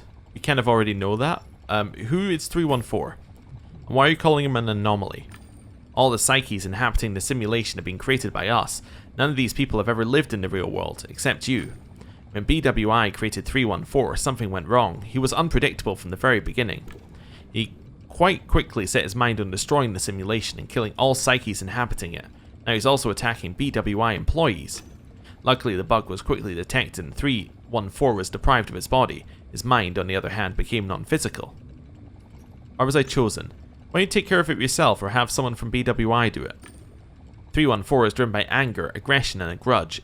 I can calculate him, but a human can react far more effectively. Plus, it can't be anyone from the company. I'm an AI. 314 can only be seen by self-aware beings. I have other limitations, too. I can't change my avatar, so I'm instantly recognizable. That's how 314 has been getting away from me. I can't enter Relium locally in a physical form, which is why I present myself to you as an AR projection. Only a human can stop 314. Why is my memory being removed? If we agreed to do all this, then why can't I remember you? We didn't know where 314 was. We suspected he might be in the editor, in other brains. That was why we had to make sure you'd be protected. Memories could have exposed you through instinctive behavior, even a gesture. And, well, we were right. He infected you with himself. Amnesia allowed you to remain above suspicion. You followed the trail with success and determination until you lured 314 out of hiding. The plan worked, but we didn't suspect 314 would manage to infect you. Recent events. I want to fully understand what has just happened. It wasn't anything from this world. Of course it wasn't. As you well know, you're inside a simulation created by BWI. It's a virtualium, though it mimics reality well. 314 infected the diginet and made her do his bidding. Then he hid inside the editor, a program that controls the simulation. That's where you were. Are your emotions so intense that it's hard for you to think and remember things? Try to keep calm. It will help. Jester. Let's ask about the Jester. Who are you exactly? An artificial intelligence. My priority is to keep the simulation working properly. And make sure the goals of the developers are met, keep an eye on the parameters, and keep the psyches from finding out where they are. Labyrinth. The place we just left. Axis Mundi, or the axis of the world. This world, at least. That's the editor of the simulation we're in. It can be used to make various changes, as long as they comply with the elementary rules of this world. 314 has chosen a good location to sabotage. If he managed to get a hold of the digital body, he could largely influence the simulation from here. Apartment? I saw my apartment in the labyrinth. We're inside a simulation. Any location can be easily copied. 314 must have done it. Maybe he was trying to intimidate you or deceive you. Some psyches have strange motivations. It proves he's been interested in you, though. Your plan is working. I suspect he'll try to contact you again. What's going on? We've done that. We've done recent events. Current situation. You're telling me all of this for a reason. What do you want from me? 314 already knows that I'm helping you. There's no reason to keep you in the dark anymore. He's accelerated his plans. He's about to go after potential clients and investors invited by BWI for a simulation presentation. You need to stop him from doing it. Why? How does the simulation work? What's it used for? Haven't you figured that out from its name? That's strange. It's perfectly logical. It simulates different episodes of reality. BWI watches the effects, changes some parameters, and simulates the whole scenario again. This method also yields substantial amounts of data. Okay, so BWI has created a simulation of real world so that they can run scenarios with minorly different parameters so that they can then predict what's going to happen in the future, which would then give you a series of advantages and corporation stuff. Alright, what are we doing? How am I supposed to stop 314? We don't know where the rest of the anomaly is hiding, but we do know its goal and how to neutralize it. You need to find the super couch, the Deotron. No, it's not an urban legend, it's real. It's a couch for developers. It gives you full control of the simulation, no limitations. You'll use it to prepare 314 for extraction. You'll need to hurry, or you'll hurt the people visiting from Relium. They're here today. Why can't I use the editor? The Tree of Knowing and the Labyrinth also allow you to alter the simulation. Why can't we use them? You wouldn't go there, too risky, plus he's in a hurry. We have spread rumors about the Deotron, that it's an old but very powerful machine. You must have heard them, which means he'll be looking for the super couch to use it against BWI's guests. Why won't he do it himself? Why won't you take care of it yourself? How do you expect an artificial intelligence to use a virtual couch? I don't have a brain. In order to use a couch in the simulation, you need to have a body and a functioning brain. 314 doesn't have those, but you do. Plan. What do you suggest? You go to the BWI Center, where a party will be held for VIPs visiting from outside, from Relium. The Deotron will be nearby, but not in plain sight. That would make 314 suspicious. Turn on your holovision and I'll show you. Sure. Sure. I'm completely lost, but I'm just along for the ride. New data. Organizations, Creators Association.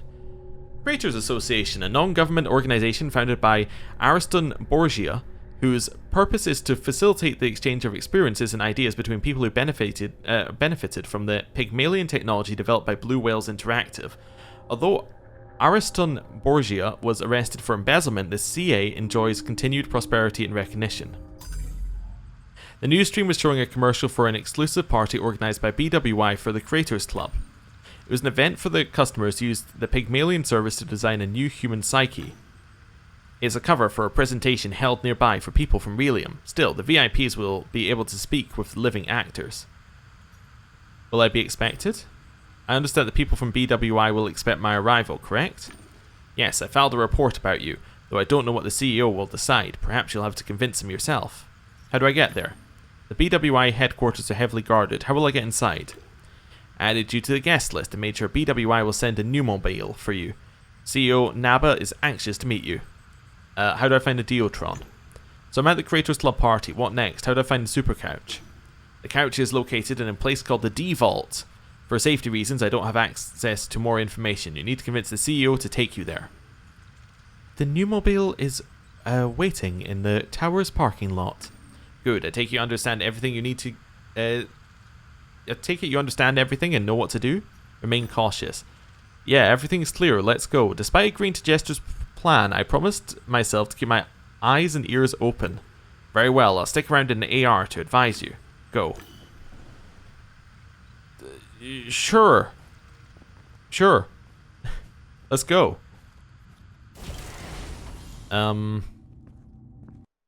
Okay.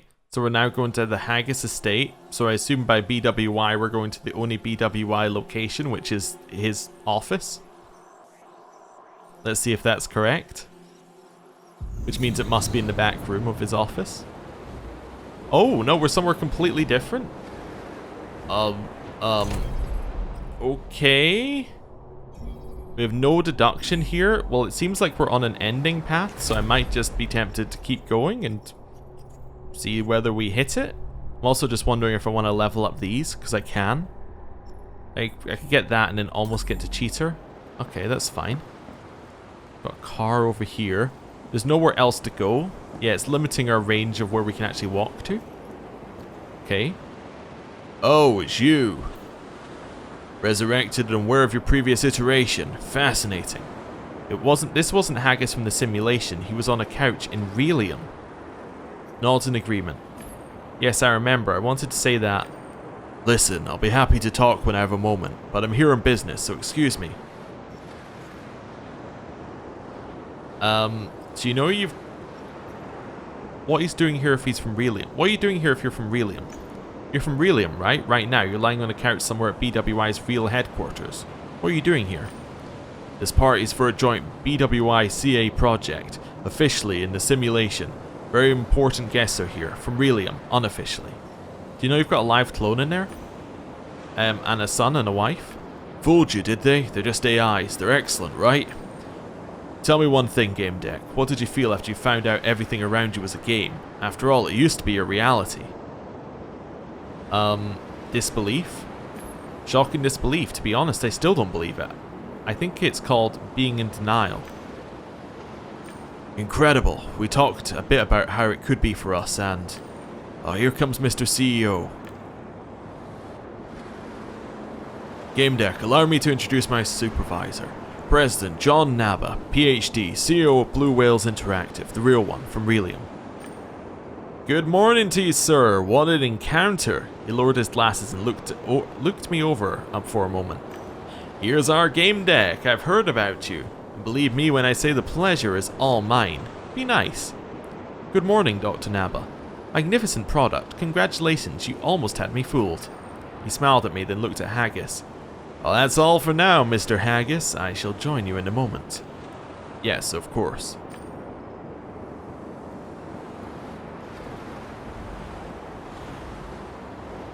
Haggis doesn't know he's got a clone in the simulation, nor do some of the people at this party. Some of them just live in this world. I haven't fired this dimwit in Relium because there's another one in the simulation and it's too much hassle. Funny, isn't it? Say nothing. One of the fundamental principles of being a Gamedec is not revealing your thoughts to others. Listen, remember, observe, don't speak. Alright, to the point. This party is a cover for a key presentation. Potential clients will see what the simulation's capable of. Holding it in Paradise Beach will add some panache. See, some clients enter here from Relium, and from here they go deeper, to Haggis's villa. I hope you'll behave. Actually, it doesn't matter. Whatever you do is bound to be fascinating. I'm your biggest fan. I'll behave. Alright, Mr. President, I'm sure you'll find my behavior fascinating. Jester urged me not to trust you, but his opinion is just the analysis of an AI stuck in the simulation's bubble. I value actions over words. He looked at me through his navy blue spectacles and let the last sentence sink in. But Jester said not to trust me, but Jester told me to get him to trust me. But the reason he doesn't trust me is because Jester told him not to trust me? Okay. Your target is Diotron, a super couch. It's the only solution to each equation, no matter if you love us or hate us. Don't worry, your tenant can't hear us. Jester's blocking him. 314 is useless to us trapped in your head. We want him redispersed. You helped him find, see, and finally understand him, but we can't examine him. He thinks Diotron can give him superpowers. We know this tool will prepare him to be extracted from your head. I hope you carry out the last act of this mission. Even if you don't trust us, you still are our agent. That's just how it is with nasty corporations. Give me a sad smile. Okay, enough chit-chat. Jester will release the gas in your head. If he's kept deaf and blind for too long, he'll become suspicious. So be careful what you say. Let's go. Okay. Sure. I guess we'll follow you. Hey, it's that guy! Yeah, I remember him and her. That's the actor. That's the person who's who annoyed his grandmother, and she sent him into exile. I guess that's a blue whale. See these couches? Our guests are lying on them. Bigwigs, heads of PFM, private military forces, ad agencies, all kinds of entities. Interested in learning human behavioral patterns in all kinds of situations. Nature of their work makes them less eager to ask. How BWI managed to develop such excellent simulations. They see us as the leader of the AI market, and they're good with that. Impressing them means they'll buy our service, where we offer them custom scenarios along with analysis. It's a great opportunity for BWI. Are you afraid that 314 will make something go wrong? Is it a good idea to hold such an important event with 314 in the loose, sitting inside my head and hatching a plan? No, but the dates for these meetings are arranged by many months in advance. The CEO of Crystal Dust will see us as unreliable should he hear we've made last-minute changes to the meeting date. Besides, you met Yet, Trick, and Rick. They're alternative histories of his favorite mercs. We put them in just for him. Nanette and Doucette, who we've enticed by preparing a scenario dedicated to our foundation, would also see us as unreliable partners. We have 2 BWI admin teams watching us, the Magnificent 3 and the Steadfast 6, that's what we call them. We'll be safe. The CEO gave me a lingering look. The fact you're at this party proves that we place great stock in your actions and thoughts. Woman at 314 will show his hand, make a move that'll be impossible to miss, and that you'll help us catch him, Gamedec. Let's ask about the BWI presentation. So what's this presentation going to be about? The simulation is the first world in gaming history that allows you to enter sensory worlds from Relium. Acceleration lets you check a lot of iterations. We'll discuss this in a casual setting of Paradise Beach. Haggis' villa will be perfect. I hope the dimwit is lying down and looking after our guests. Most of them have already made it to the beach, and I must join them soon. Are you afraid of being found out? You're showing the simulation to Relium customers. Aren't you afraid that an actor in this circus suddenly yelling they're alive? Aren't you afraid of an actor in this circus suddenly yelling they're alive, self-aware? Man smiled. You want to try? Go ahead. Let me tell you what will happen. The guests will nod their heads, awed by our brilliant AIs, and congratulate us. It'll be an event, an ad. My dear naive Gamedec, they're here looking for a good investment. They want to see a viable product. Nothing else matters. Let's move on. Let's go, Mr. President. Yes. Okay. So where are we going with this? I'll admit I'm a little less lost, but I'm still lost in whether this is all fake in what I'm being told, or whether this is just explaining the lore, him just explaining the lore of the world. To add some luster in the eyes of the simulation residents, that is, we invited a few local celebrities. Do you recognize Ken Zhao? I can listen to his conversation with Eleonora. I listened intently while keeping my eyes on Ken and Eleonora's lips. What were they talking about? Mr. Zhao, how can you stand such excruciating pain? It's amazing, exhilarating to see you so... Chief, can I call you that? Boy, you can call me whatever you want. It comes down to breathing and understanding that pain is just information. Once you master it, you know that it hurts, but it doesn't. Fascinating. And can you tell yourself that pleasure is just... Can you convince yourself that pleasure is just information? Man laughed. Chief, that's a dangerous question. I prefer I hadn't heard it, because now I might get into trouble. There'll be no trouble, I promise. That's not our Ken. We'll move. Let's keep moving, Mr. President. You'll be going alone from here. Here's a key card. I'll open the D-Vault entrance for you. The door is over there. I must attend to the guests. I'll be entering Paradise Beach shortly. Do help us with 314. I'm counting on you. Why'd you trust me? Why'd you trust me, Mr. President? It's damn unreasonable. He smiled inscrutably. The pieces on the chessboard have been set up. Anything that happens is meant to happen. Keep that in mind. Keep in mind that we always have the ultimate option of pulling the plug. Good luck. Okay. It's now walking us to the door. So this is all like an ending, it's just playing out. Because I haven't really made a choice yet, like at all here. I called the elevator. Go down. I was going to let the chips fall where they may. Sure. I'm going to let the chips fall where they may. We're going to the vault. Whatever's in the vault, I guess. Sure.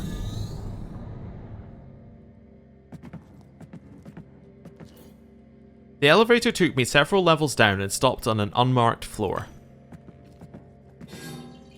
There was a computer in the room.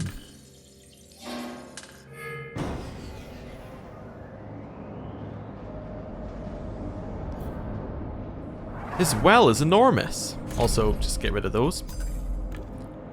Oh, here we are. I didn't believe we'd make it. Goddamn, something's happening to me. Where are we? Jester said it's... We're in the D vault. This must be it. The drawers around us contain rendans with living psyches, the prisoners of the simulation. That's a lot, isn't it? Hear him out. Speak. I'm tired. I just want to end this one way or another. Even if I have to destroy this whole shit show, I just want this to end.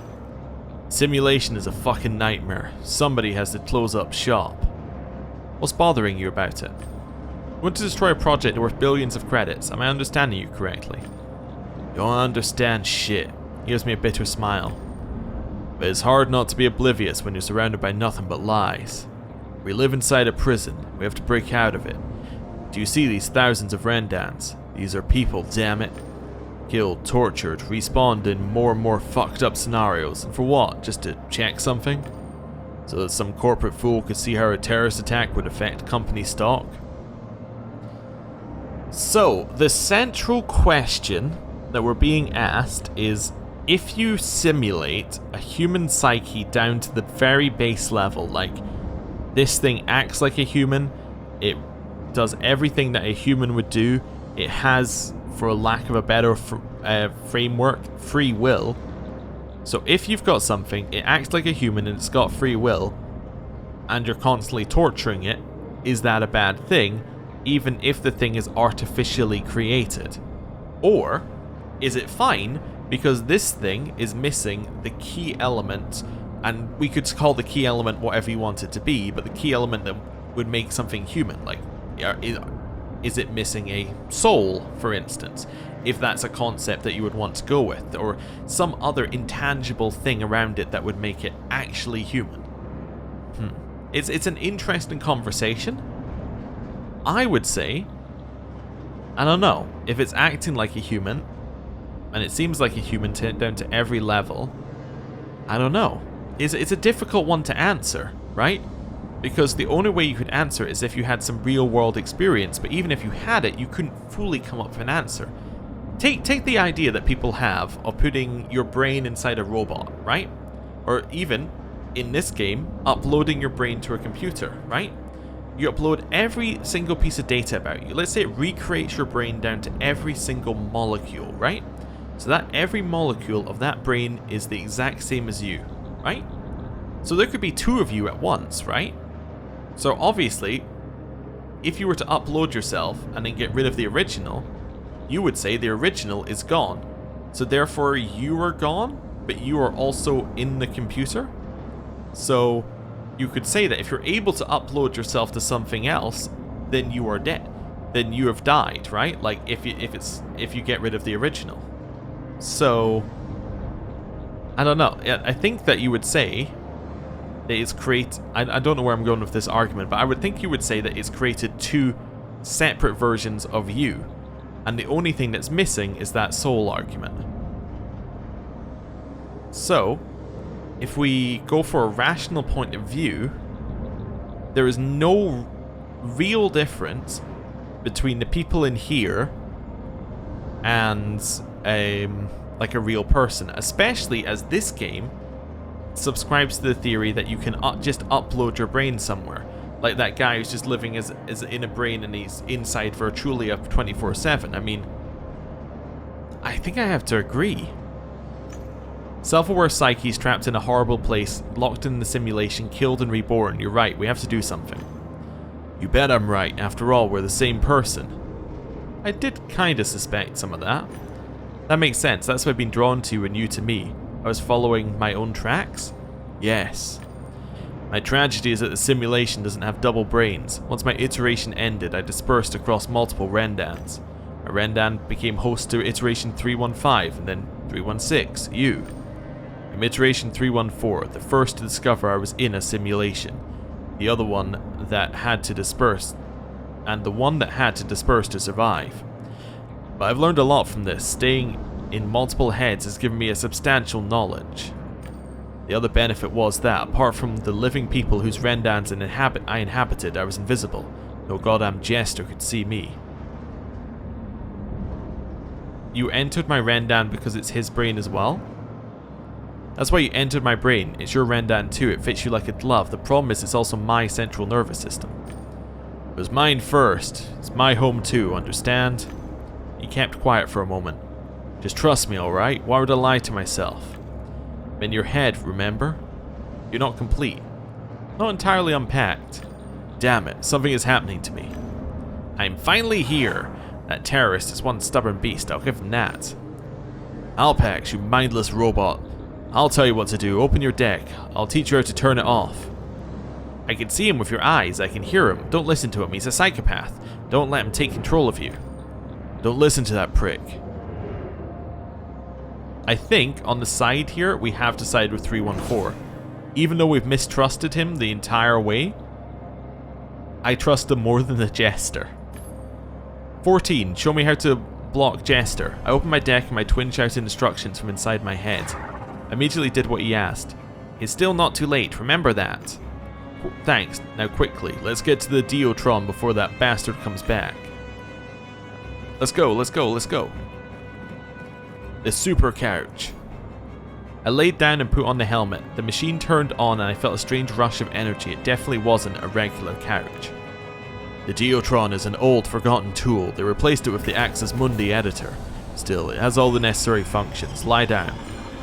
One of the screens lit up. It was reacting to my thoughts and eye movements. I felt someone thinking inside me without my permission. The data on the screen started to change. WCG316 appeared next to a red area. It felt very strange, as if I had become part of a shared ego. I started feeling sick. What did you do? I unpacked. I'm finally home. Well, at least most of me is. Okay, no time for chit-chat. My thoughts weren't mine anymore. I saw 314 perform some operations on the screens, but I didn't understand what I was looking at.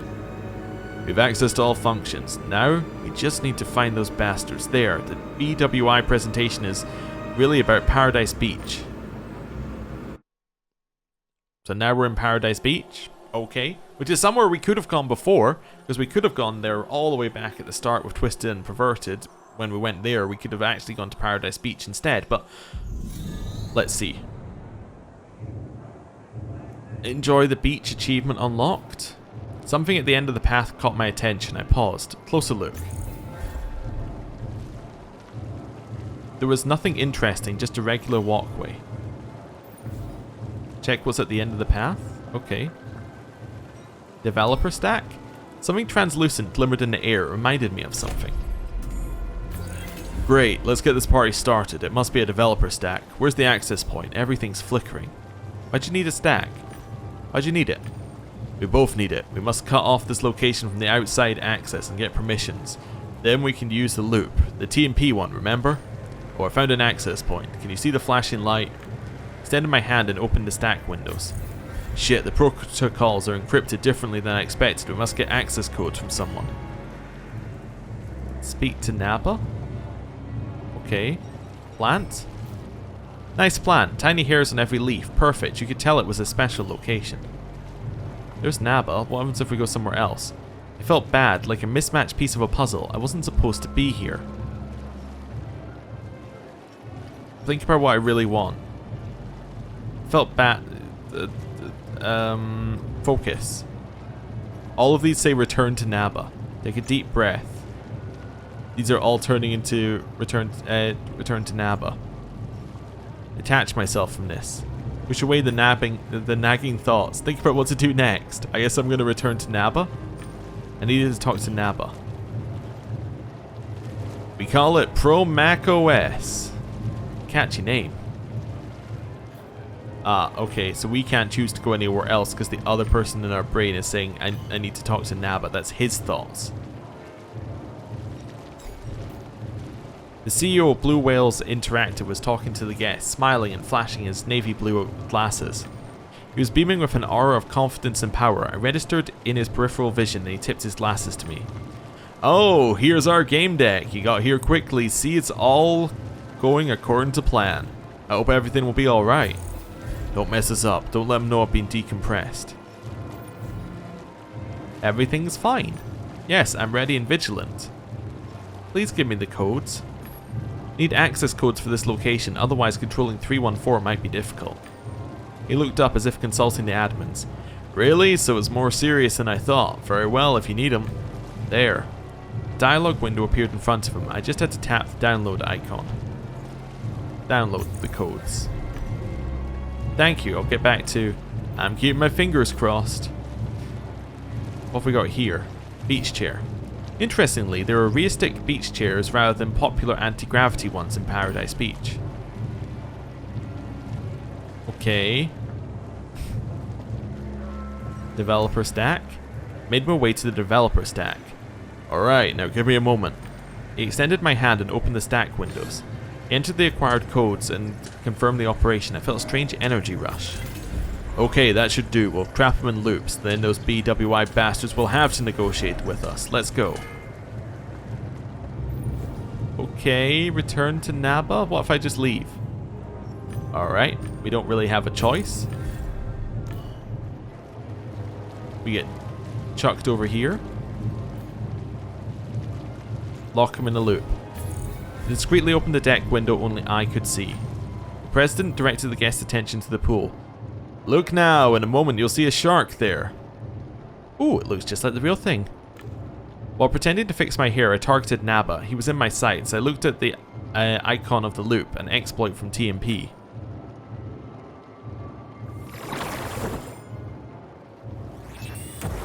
Oh! So lifelike, right? Now to give the command and voila, we got ourselves some real drama. My god, amazing. If everything in this damn simulation ran on one engine, it should work here too. I gave the mental command to start the program. Ah, looks brilliant, doesn't it? Now wait for it. Wait an eternity for this, Mr. CEO in the loop. Shit yourself, fucker. Focus. You're going straight to Nanette. No dawdling, got it? Agree. Okay, off to the net. Is that up here? Oh, that's her there. What have we got? Stain? I told you, straight to the net. You're overreacting. Calm down. Can I take a look around? You don't have time for that. Relax. I'm taking over control. My body started moving against my will. Protest. Don't do that. Give me back control over... Can't you fight it? Then stop whining. Okay, we don't have a choice at this point, I believe. I struggled to believe that Nanette was really on a couch in Relium, probably at BWI's headquarters, and only her swanky avatar was here. She was entertaining guests with a tale of her foundation, her successful foundation. As I approached, she spared me a glance. Of course, she didn't recognize me. I wondered if she was aware of having a clone here. What are you doing here? My larynx and tongue felt like they were made of stone. My face had become a mask. I couldn't move any of its muscles. I witnessed my hands opening the deck and choosing the loop program, aiming it at Nanette. Excuse me, are you feeling okay? My finger clicked on the icon to start the program. Alright, never mind, she looked at the chatting people. Getting back to what I was saying a moment ago. Now she'll keep repeating this sentence again and again. Alright, now it's Haggis's turn. He's here too, further down, behind the house. Go, and no sightseeing. Damn it, can't you stop controlling my body? It's my body too. No, I can't. Oh, now it looks like him. Oh, and I can't control it at all. Oh, I can only control his side of it. Oh, wow. Look at this. He's just off on his own. He swapped us. Can I go somewhere else? No. Wow. Okay. Wait, or is this a bug? Oh, and then accused him of assault. Maybe we have to listen to this? Be professional, understand? Yes. Yeah, I don't have any control. What fucking times and fucking problems? Credibility, fucking credibility. Where'd you find it? You shot me an evil look. Oh, it's you. Stay frosty, am I right? I'm being controlled by 314. And my lips remained shut. I couldn't say anything. Instead, my hands opened a window that only I could see and proceeded to give commands. What's happened to your face? What the fuck are you doing? I can see you're messing with some kind of window. My fingers tapped on the sights. A digital aura enveloped him. Buddy, whatever you're doing, stop. Screw it. His movements told me that he had opened a window of his own and was giving commands. My finger hovered over the icon to start the loop. Rinse and repeat, achievement unlocked. Oh, he punished us. He opened his eyes wide and had figured out what was going on. You motherfucker. He backs a punch. My finger landed on the icon to start the loop all by itself. All you'll be punching now is air, sucker. There, we have ourselves a Trinity. 3 arguments, 3 leverages, 3 hooks. Let's go. Are you sure you know what you're doing? My first time doing it. Okay, well, we don't have control over anything now. Hit me. Hit me. Nope, doesn't work. Well, I guess I'll just follow him. I think we've lost control of the situation, rather. I'm starting to think maybe the jester was the correct decision. Okay. I turned my head upwards and started looking around. I know you're watching us, shitheads. You saw what I did to these 3 people in this mess. Show yourselves or I'll put those fuckers down. I looked at the empty sky. There was nothing up there. Who are you talking to? There's no one up there. The admins, the Magnificent 3 or Steadfast 6, I'm not sure, but as you can see, they're afraid to react. What do you want to do? What's your plan? What do you want to do? The only thing I can do, start killing those we had locked in the loops. He turned my face to the sky again. Hear me? I'll make those loops go faster, and then your buddies' heads will burn like light bulbs. Don't have Rendans, organic brains can't take it. You know that, don't you? Make them go faster? Okay, I warned you. What do you call the upper hand in negotiations? Batna, right? I'll show you my fucking Batna and fry your CEO's brain. My hands opened an unfamiliar window. It looked like a time control panel in the simulation. At the moment, temporal flows were set to a natural pace. That made sense. BWI invited guests from Relium, so the simulations couldn't be accelerated. But the slider could be set to 20 times normal speed. My finger touched the locked-in loop icon and a new window opened. It also had a time slider, but that was only meant for Naba, Nanette, and Haggis. I saw myself set a time to a 10-fold acceleration. Well, this isn't good. Hello, admins. See that? I just accelerated your buddies 10 times. How long can their brains go on? Are they sizzling already? Stop it. We understand your threat. We're open to negotiation. Fucking cowards. You're hiding behind a jester avatar. Only Naba and Haggis have enough guts to show their real faces. Tell me what you want. What are your demands?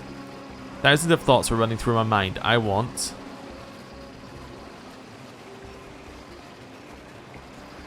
to set the people free trapped in the simulation. I want you to set us free. I want to end this. I want things to go back to normal. That's pretty vague. Let's talk about it. Let's set the conditions. He looked at another jester uneasily. Then looked back and glanced at yet another one. Then looked at the one who spoke first. Let's hack into their communication channel. He must have been talking on some communication channel I couldn't hear. Discreetly I opened a window only I could see and looked for active voice chats. After searching, I thought I'd found it. I joined it. That entity is hooked up to the central resources, to the trunk. Fuck, I can't remove it. It damaged the simulation. It's also hooked up to the accelerated ones. If I detonate it, the 3 in the loop will accelerate to the point of frying their brains. Fuck me, fuck me. Keep listening. Try talking to it. I need time. Rendan's hooked up to the kill switches, but this thing's stronger and throwing its weight around. There are still 2 personalities in one brain. I can see the split. We need to separate them. We just have to see who's who and suck out the intruder. Let me unlink those things. If they lose their connection, 314 will have no support in the digital avatar and become helpless. We'll finally be able to have a good look at it. Let's talk to them. I'm not interrupting, am I? Fuck, it entered our channel. Relax, Andrew. It's not 314. Not an intruder. It's an original. Oh, okay. Easy now. Listen, original. Here's the deal. Get your visitor and tell him to take complete control over you. Understand? Complete control. Then I can isolate him and suck him out of your Rendan. You want that, right? Because he's unpacked now. What's in it for me? Let's say it works out. What's in it for me? About a negotiating position when we win, idiot. And we'll win. That's obvious. You've made a mess, so you'll have to face the consequences. I suggest to get started. If Andrew gets through the safeguards first and finds a way to bypass the kill switches, our deal is off. Agree. I don't trust 314 anymore. I trust Jester now. Agree. Okay, I don't think talking to him will be a problem. He's always eager to do that. Alright, okay, we'll see who's faster, you or Andrew. Convince him to take full control over me. Listen, I'm tired of all this. I'm overwhelmed. Would you take control, do it once and for all? Why the sudden change of heart? You never liked this. Let's cooperate. The ego fusion will occur after a while with no violence. Convince him. You know what to do better than I do. I'm only interfering, getting in your way. Besides, it's a lot of responsibility. You seem to know what to do perfectly. I have doubts. Leave me out of this. Just make sure I don't remember anything. All in. Makes sense, although I thought you had a tougher character. Okay, relax. I'm taking over control. All in. Focus on the jester's non-verbal communication. Check the processes in the location. It had been quiet for much too long. I opened a preview of processes in the instant. They were trying to isolate 314 my Rendan. Listen, they're holding up the decision. Why? They want to split us up. They want to isolate me and take the Rendan from you. Bastards. Naba, prepare to die. Let 314 take over is a brain fixer thing? I am not a brain fixer though. Wait. They're probably discussing what they could offer and what wasn't possible. It was taking time, huge responsibility. They were screwed. Okay, I got it. Let's take this thing out. No, fuck. No, please. Something's wrong. Fucking shit, the worlds are overlapping. But why? Until now, there was one psyche per Rendan. This was the first time there were two, and now they split? Fuck, Andrew, you screwed it up. Oh, fuck, that's not it. Maybe. I told you this Deotron was a bad idea. This junk caused all this. Everything is overlapping and going toward... Oh, fuck. Happy hunting grounds. Andrew, why the fuck are you even in this world? Alright, shut up. It's the fucking kill switch. I couldn't separate 314 from the stem. I'm reverting. I'm rolling everything back to the previous iteration. No, Andrew, fuck. A what now?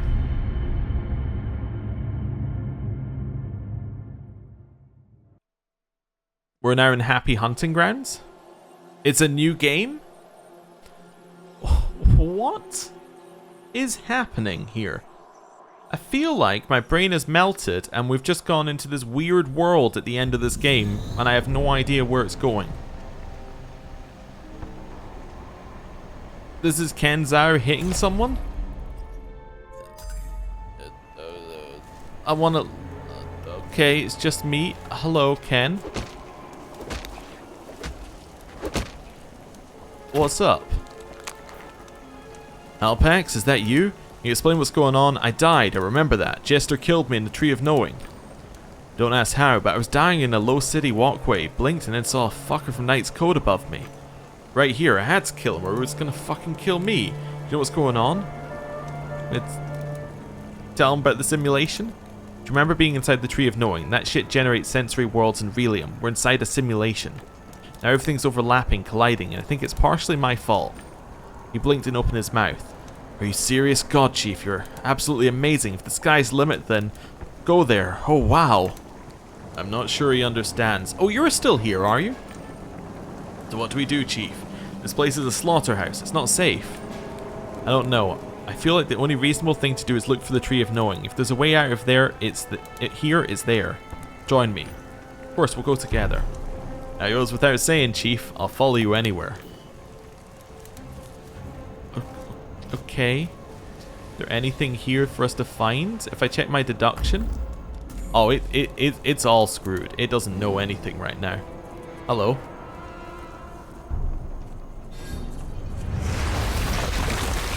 You got a whale? Oh, that works. Hello. Hornet? Wait, that's the unicorn. Alpax, what's going on? One moment I'm in Team P with my husband, and then there was a bang, and then we appeared here, and it's a bloodbath. No, she's the wife of the person who created Harvest Time, but in the simulation. So he created the game within the simulation, and okay. Logging out isn't an option. The code tells me we must hurry because it's all going to shit. I'm going to breach a barrier north of here. I need your help because I can't exactly clone myself. Problem. How can I help? Find Bob. He's looking for our son. Barnaby was playing Barnaby was playing Knight's Code, but everything seems to overlap here, including that game. He must be Gold Wielder. If you could find Barnaby, or better, both of them, that would be amazing. Where did Bob go? You saw the fucked up samurai that were chasing me, right? Confirm. Yeah, I saw that. Bob ran in the direction they came from, west of here, behind this reptile's face. My scans are showing bits of Knight's Code there, behind this fucking barrier, but yeah, it needs to be breached first. And off we go. I honestly didn't see the dinosaur until now. Oh, I knew it. I knew it. You didn't believe, but I knew. Lizard people are destroying our reality. It was all a simulation. You were right. It was all a simulation. Now you're dead. Hey, Bob. Bad day, huh? Get a hold of yourself, son. Don't kill me. I can't. Oh, this is Eagle. I see. The person we pushed off the bridge. Stop whining and just do it. All this droning and moaning is making me want to slit my own throat. Where's this fucking fool? He's gone? He wanted a massacre, enough to blackmail me and threaten to hurt Fredo? Well, here's his massacre. So this is fake Haggis? So this is Haggis from the simulation? Don't get rid of me. Your turn will come. And I don't really understand. You don't fucking have to. Do what you love. Where are we even? Has someone bothered to ask us a question? Is this hell? Alright, Eagle, you wanted an initiation. Here's your initiation. Kill him or you die. The woman looked up and noticed me. Hold off on whatever it is you're about to do and listen. We can recruit her. It's good to have a clan member on your side. It's the Gamedec. That maggot. Kill him, Eagle. The young man pointed his sword in my direction. Die. Shoot him. Yup. See you, Eagle. Someone shouts die at you. It shouldn't be taken lightly. My hand automatically moved for the gun, unholstered it, and I had to. What have you done? That's my son. My son. That was your son?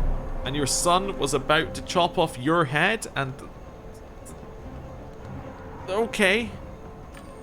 What an unexpected turn of events. Alright then, killer, you can entertain me with a chat while I'm killing prisoners. Why are you killing them? What's this about? Why are you killing those people? Ragnarok, understand? Lord ordered it. Judgment day is upon us. The tree is in danger and only the faithful shall remain. A pleasant chore. Bob, or whatever your name is, are you ready to die? No, wait. Wait, can we stop this? Shoot her? Shoot her? Shoot her? It was a rhetorical question. This blood looks tasty. Release the prisoners. Let these people go. They don't... This doesn't make any sense. No way. Your turn, Haggis. Finally, I don't have all day. Remember, bitch, it was me who created Knight's Code and followed your cult's growth with some amusement. Can we not shoot her? Oh, sorry, Haggis, you're dead. Bye, prisoners. Shut your face. Did you know that he supposedly had a portrait in his office? They should paint a portrait of him now. I'm just gonna shoot her. Yeah. Yeah. That'll take away the last witness to what just happened here. That's enough. But, I looked at the prisoners. Oh, somehow Kill Them All remained as cool as ice. I missed him here. I saw a group of those armored bastards not far from here. They hang around here. Or if they hurt somebody, I could rally the guys and get rid of them. Let them act. Go, take care of them. Soon they'll be done for. Hi guys, anybody want to question me with the gun? I think it's time to leave. Bad news, Rhonda. It's you. Yeah, very bad news.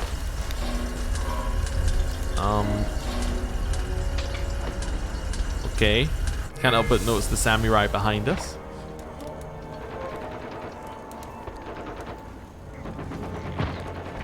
Okay, one crawling up.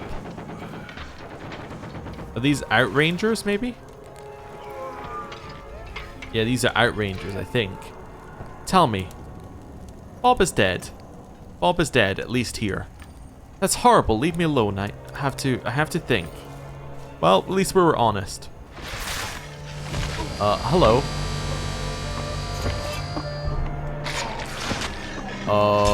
Okay. Hey, Lord.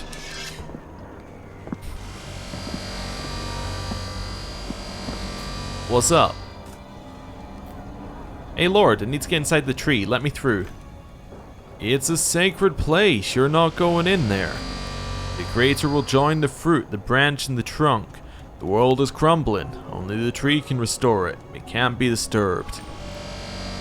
I shouldn't have been talking to the minds of these idiots. They screwed up everything. They screwed everything up. We don't have time. Can you shoot them? Negotiate. The tree is sacred, but you're wrong that it cannot be disturbed. If we're to gain anything, we need to be as close as possible. That's nonsense. If that were the case, we'd hear signals, not dead silence. There are no signs, so we have to stand here and guard it. Enough chit-chat. Send the drones. Drones? Hello? Oh, that's Rockborer. We can maybe appeal to him. Sound of engines pierced the air. Armed flying robots were approaching. I wondered where he got them from. Do it yourself.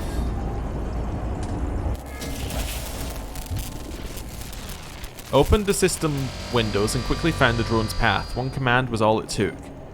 Okay, let's calm down and talk. I want to end the resets.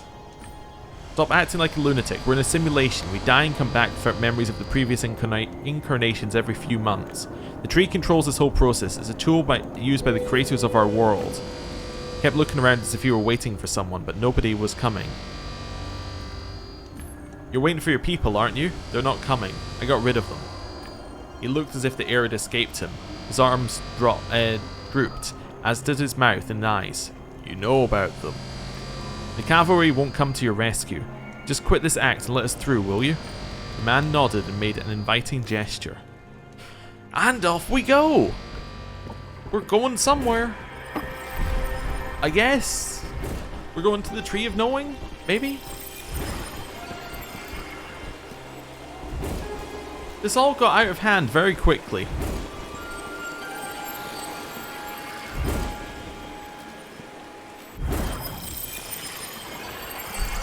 Then we got frozen in place by the tree, or are we being absorbed by the tree? Or, oh no, we're here now? Now we're with the admins? Hello, admins. You're here, let's agree on some things. Do you know why you're still alive? 314 conditioned the simulation's existence on my survival. 314 tied my existence to that of the simulation, right? If you kill me, won't your pro Mac OS be damaged? You reached him, now we know his structure. That was the main purpose of your existence. You're alive because your Rendan is linked to the stem, the simulation's core. The link was likely made in the Deotron, that damned old couch. Didn't know it had that function, perhaps Haggis put it there. He figured out we wanted to put his clone in the simulation and this was his safety net? It's hard to say. Maybe he shared the existence of this tool with 314 before we took away his memory. Anyway, your link to the stem is the main reason you're alive. Your death would damage the simulation, possibly including its living actors. How long has the simulation existed? For how long have you been conducting this experiment? The question didn't need to be asked. Why are you hiding behind the jester skin? Why are you hiding your face behind that jester character? Are you a coward? Firstly, I don't want you to know what I look like. Secondly, it's how we always do things. The simulations accelerates it basically all the time. The jester avatar accumulates our slow speech and neatly processes it. Naturally, right now we're not accelerating anything. It's our ironclad rule. Simulation actors don't see admins. The one exception is Dr. Naba, but he's a genius and our CEO. Then there's Haggis, the clone that is. But he's here as a punishment. The real Haggis doesn't care anyway, so that's his business. How many living actors are there in the simulation? How many people have you imprisoned here? The living ones, Rendan owners? You don't expect me to answer that, do you? I saw your default. It had thousands of Rendans, maybe more. You saw the default's representation in the simulation. Hardly useful knowledge. Deny? It was created based on the real place. It's a functional location. Good point.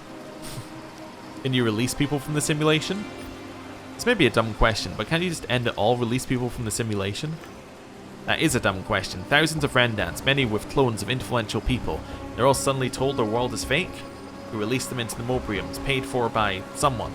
They'd all need apartments, as Relium doesn't support ethereal existence. They all keep quiet about where they've been, and that they've all been reset, that BWI imprisoned them in Pro Mac OS. They keep quiet because we ask them nicely. They all find jobs, and no employer finds it odd that they don't have NIs. That they appeared out of nowhere. Do you see how ridiculous all that sounds? What is the purpose of the simulation? What's the point of all this? What's it for? That's a good question. The simulation is Pro Mac OS, meaning Probability Machine Operating System, a system based on probabilities. Blue Whale Interactive is not a big company. Creating the Pygmalion technology was its greatest success, but also its biggest problem. We're the only ones capable of creating a living psyche, a diginet. This puts the company in the competition's crosshairs. Novatronics, Mobilenium, Wei Dao. They're all just waiting to scoop us up, acquire us, steal our technology, discredit us. It's war. BWI stands no chance in an agent war against these behemoths. That's why our genius Dr. Naba came up with Pro Mac OS. It allows us to anticipate thousands of scenarios that could jeopardize our company's existence. So you imprison thousands of people for the good of the company? And in order to protect BWI from a hostile takeover, you've imprisoned thousands of living psyches in this simulation? I know, Pro Mac OS proved invaluable in other areas as well. It accelerated our work on artificial intelligence, expanded our knowledge of human psychology and social behaviors, and finally, it became a commodity, sold to a select clientele. Selling the simulation is suicide for BWI? Are you shooting yourself in the foot by selling the simulation? Your clients are bound to figure out that you keep living people in there.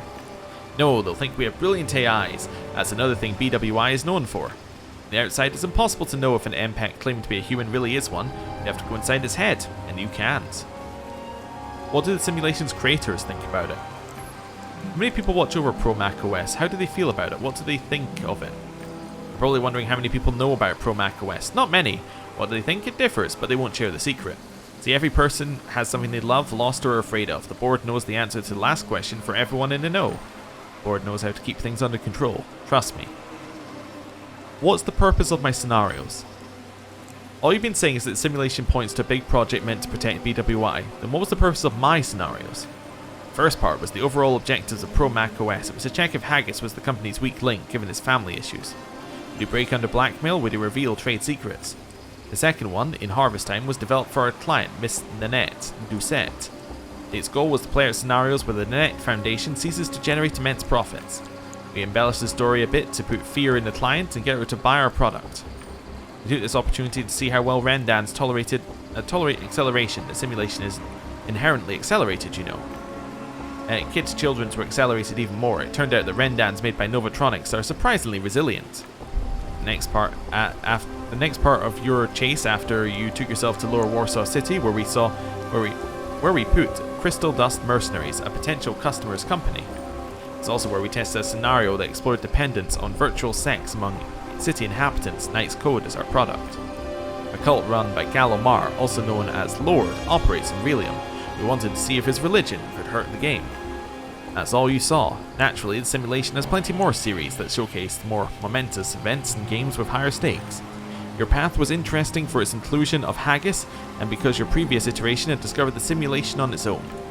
We decided to check if it could happen again. Can a Pro Mac OS actor discover the truth about their world? And how come 314 disappeared? Turned out he didn't disappear, he just dispersed. Brilliant, I doubt it was his idea. We'll look into it. What are you going to do with 314?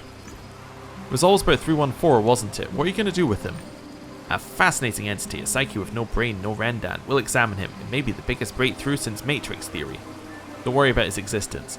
We'll make sure it's a long and happy one.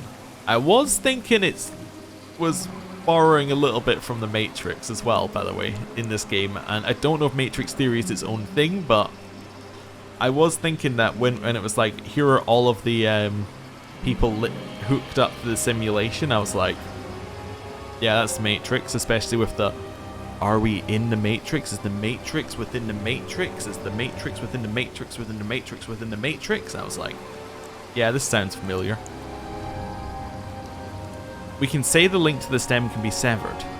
Let's not say that. Pass judgment on simulation? No, let's negotiate. So where are we at here? What's your goal? You must have a plan. Or like, we have a plan. We expect you to have around 6 ideas about where to take your existence. Or expected you to have around 6 ideas where to take your existence. Each of us will discuss one of them with you and consider its feasibility. Understand? You can only discuss one option with each of us. Sure. Hello, this is Gate 6. A very modest, but attractive in a way, and therapeutic. Our analysis show you might want to go back to the beginning. In the simulation, no memories, to relive part of your life. Then again and again, you could just be pro Mac OS's living actor. To walk this path, you don't have to meet any requirement. You don't have to achieve anything, make any effort. It's the path of the common person, no pretense or striving for heroism. Just an ordinary life in an ordinary world. Are you interested? How would it be? How'd it be I fall asleep and wake up with no memories in my apartment? With different memories, you'd be a slightly different person with a distinct emotional baggage, but yourself would be the same. And guarantee you'd have a colourful life and you would reincarnate many times. You look at it in 2 ways, either you die many times or the opposite, death doesn't exist. What do you mean doesn't exist? Isn't that what reincarnation-based religions are all about, that the soul lingers in the other world and moves from one body to another? If so, then we never die. We can never remember previous incarnations, so the soul can learn and mature. You see, we shouldn't remember previous incarnations, nor the world beyond reality. Then we would never learn anything. Being omniscient precludes science, so the ordinary simulation inhabitant option seems rather attractive. No one in the history of mankind had the chance to make this kind of experiment. Perhaps we'll get to see actual maturation of souls. Let's leave. Hello.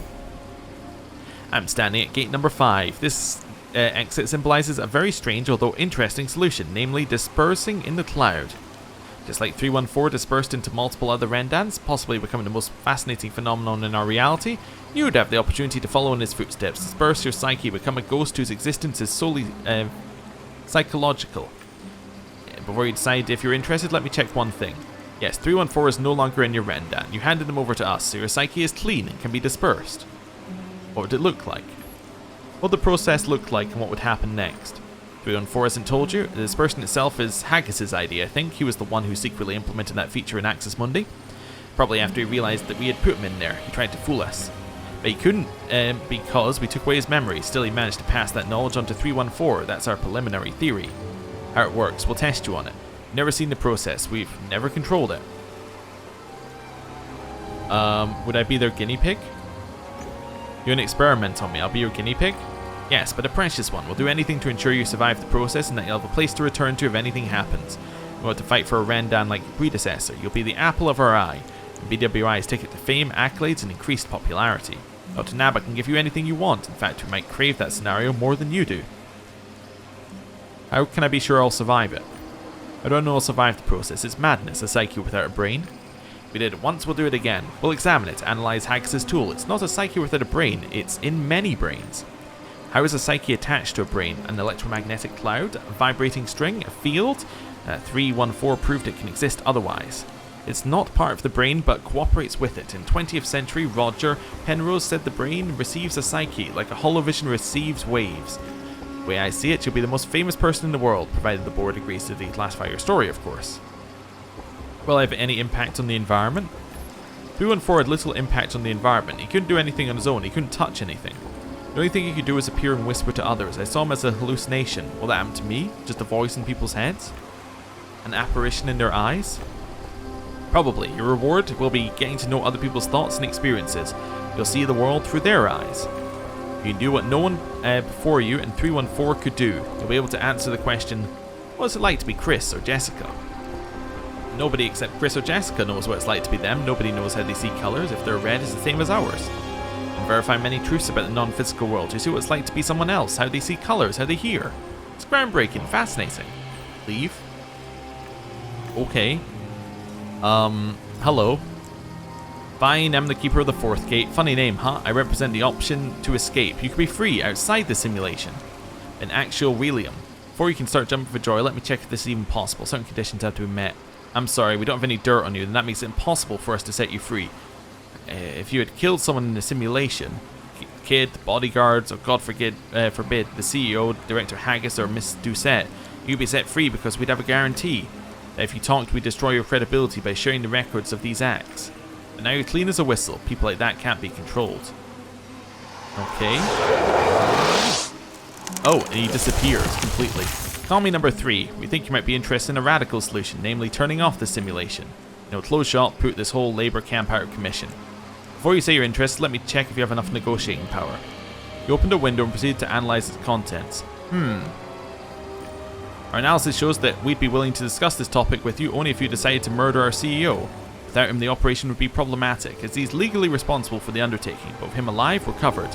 This will sound strange, but seeing as you didn't kill him, the option of turning off the simulation is out. Dr. Naba will never allow it. Oh, okay. Interesting. I think I'm getting a clearer idea of what's being offered here in the game and what this section of the game is. Hello.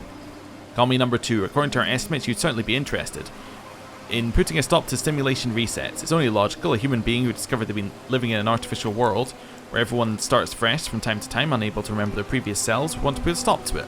Raised a hand. Hold off on deciding if you're interested. First, let me make sure if we like this solution. Let me check your achievements. Kept quiet for a moment, studying the windows he had opened. I'm very sorry, you exhibited violent tendencies.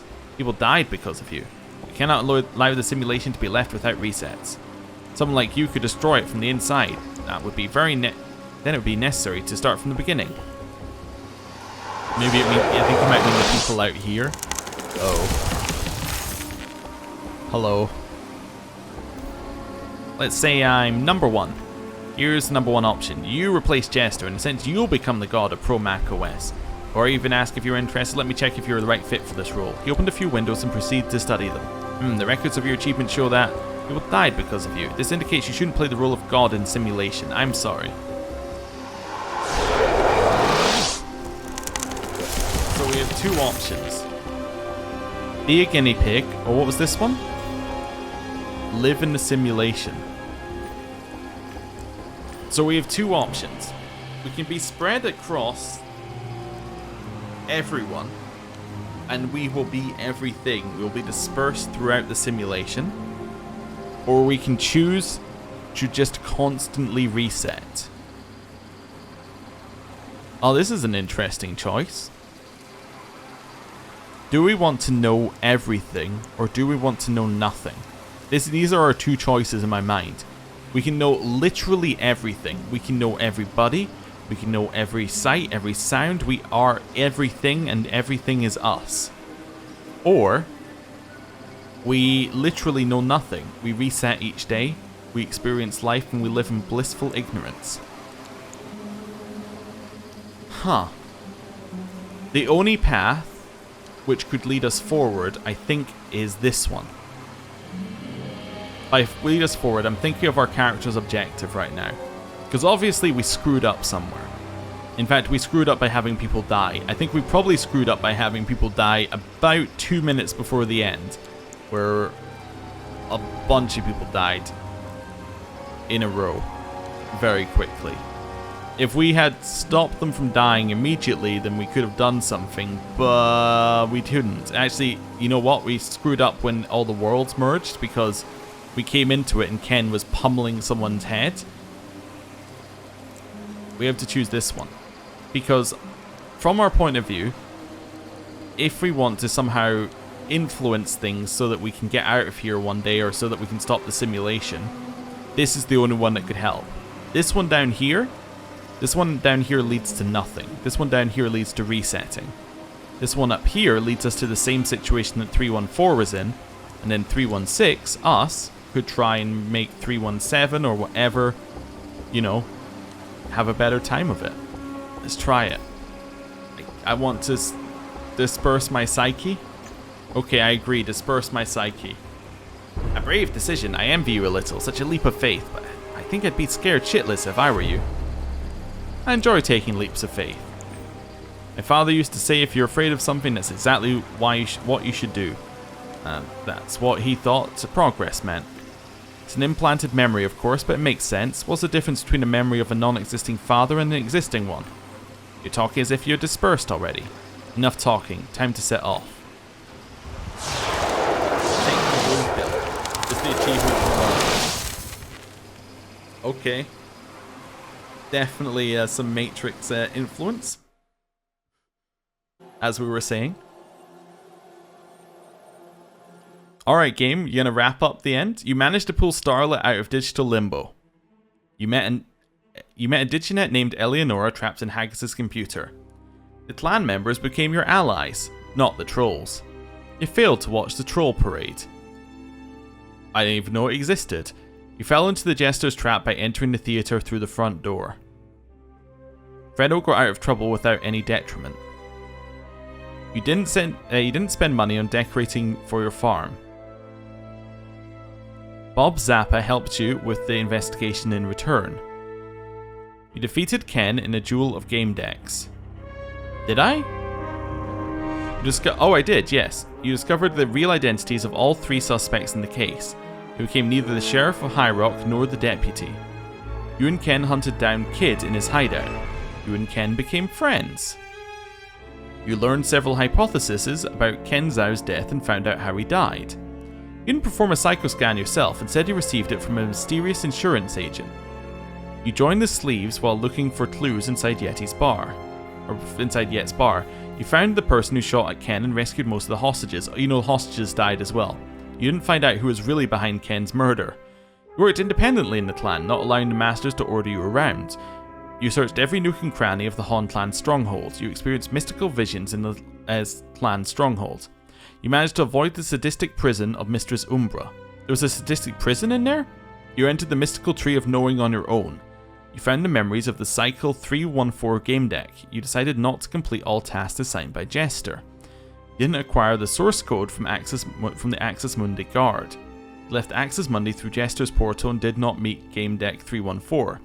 You decided to work with 314, not Jester. You mounted an assault with less than 6 people.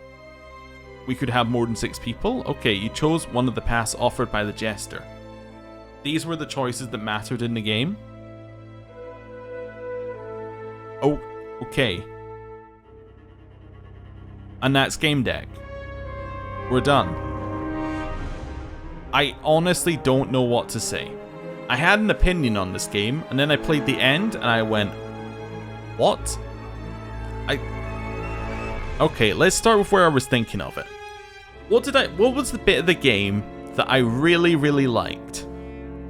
The bit of the game I really liked was the very first mission in Team P. It was a very cool idea. Like, you know, investigating crime scenes, discovering theories, working out stuff. And, like, it got weird at the end with the Jester. And then it was okay. It was like, okay, now you're going to harvest time. There's a new investigation. And I was like, okay, I like it. It's giving us new things to look at. The investigation was mostly okay. It brought in Ken as like our sidekick. And I was like, okay, I like how this is going. It's just more cases for us. And that was fine. Then Ken died. I was like, okay, another case. I still understand how the game's going, but it's all making sense to me, right? It's like, it's a little bit clunky. It's a little bit awkward, but the game actually all kind of came together. Then, Knight's Code, it started getting weird. It had this meta game, but again, it still followed the same general path. And the general path was quite fun. Investigating, finding clues, making deductions, all of that made sense up until that point. When it went to the Tree of Knowing, everything stopped making any sense. Everything went absolutely crazy. Because it just, like, things were happening and you had no idea what it was talking about. I assume that they expect you're going to play the game multiple times and you're going to try different options and you're going to go in with more information on a meta level.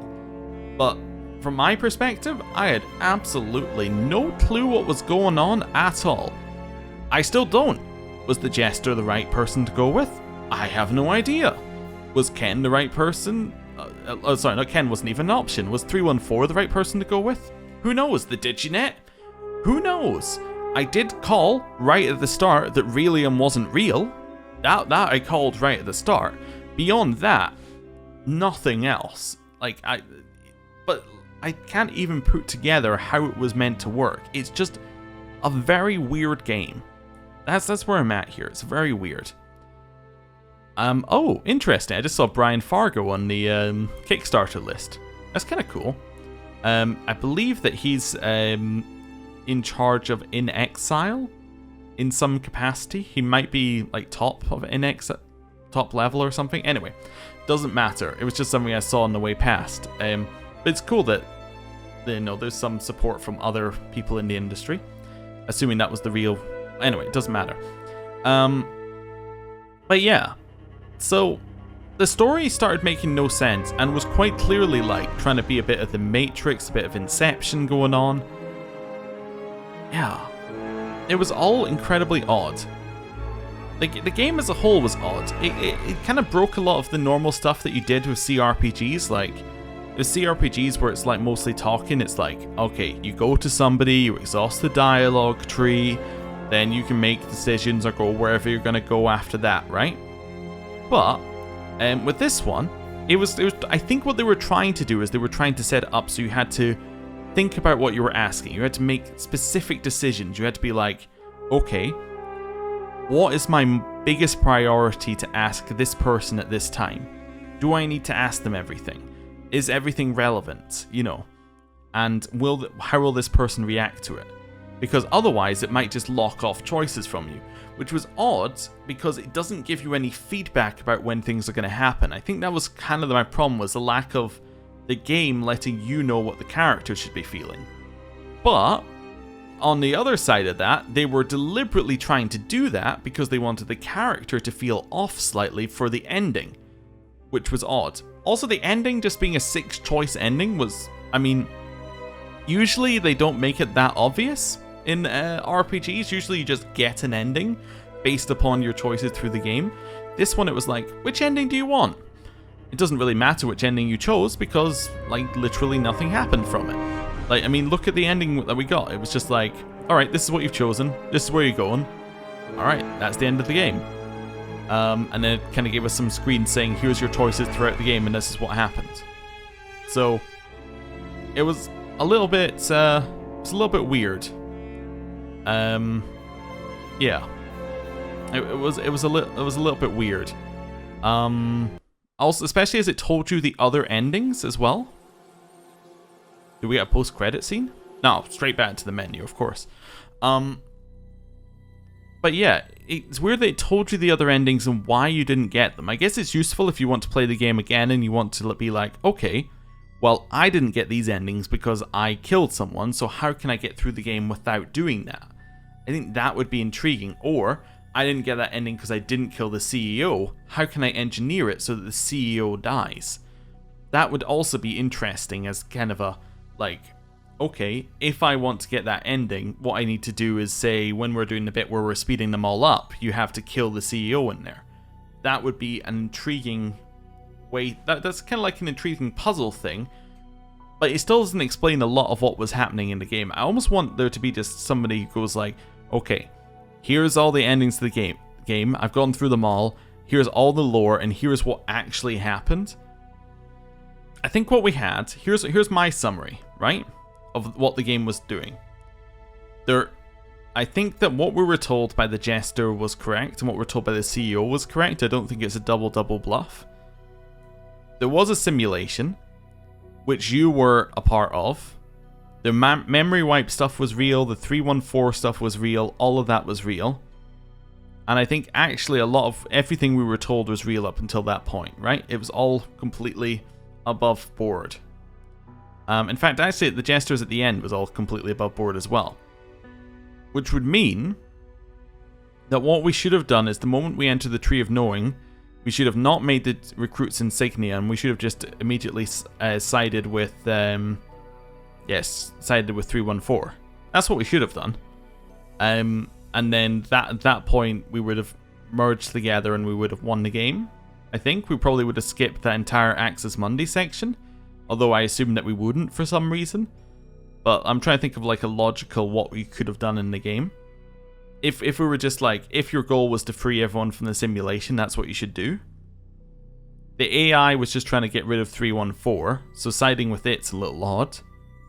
Because then it would just, well, then you would have completed your mission for blue whales, and I guess you would have got your payout. So I guess technically if you were at Gamedec and that was your goal, was to get rid of the problem, then you should just have, yeah, then you should just have sided with the AI, unless of course you were a Gamedec in a simulate. Unless of course the fact them saying your memories wiped was also not true, and you were always in a simulation, then that would be weird. But I don't know. Again, I have absolutely no clue. Although they did give you the option that you could go to Relium, which I guess implies that you were real. I don't know. I don't know. I have absolutely no idea what to think about this game. Yeah. I'm going to end the series here, and the episode here. What are we doing next in terms of CRPGs? I don't know. Currently playing Pathfinder Wrath of the Righteous, so I would definitely go and look at that if you're interested in fantasy CRPGs. Beyond that, I don't know what we're going to be playing next. To be honest, my brain is addled, but you know, I just wait and see what comes out on the channel. So thank you for watching. I'll see you next time. Goodbye.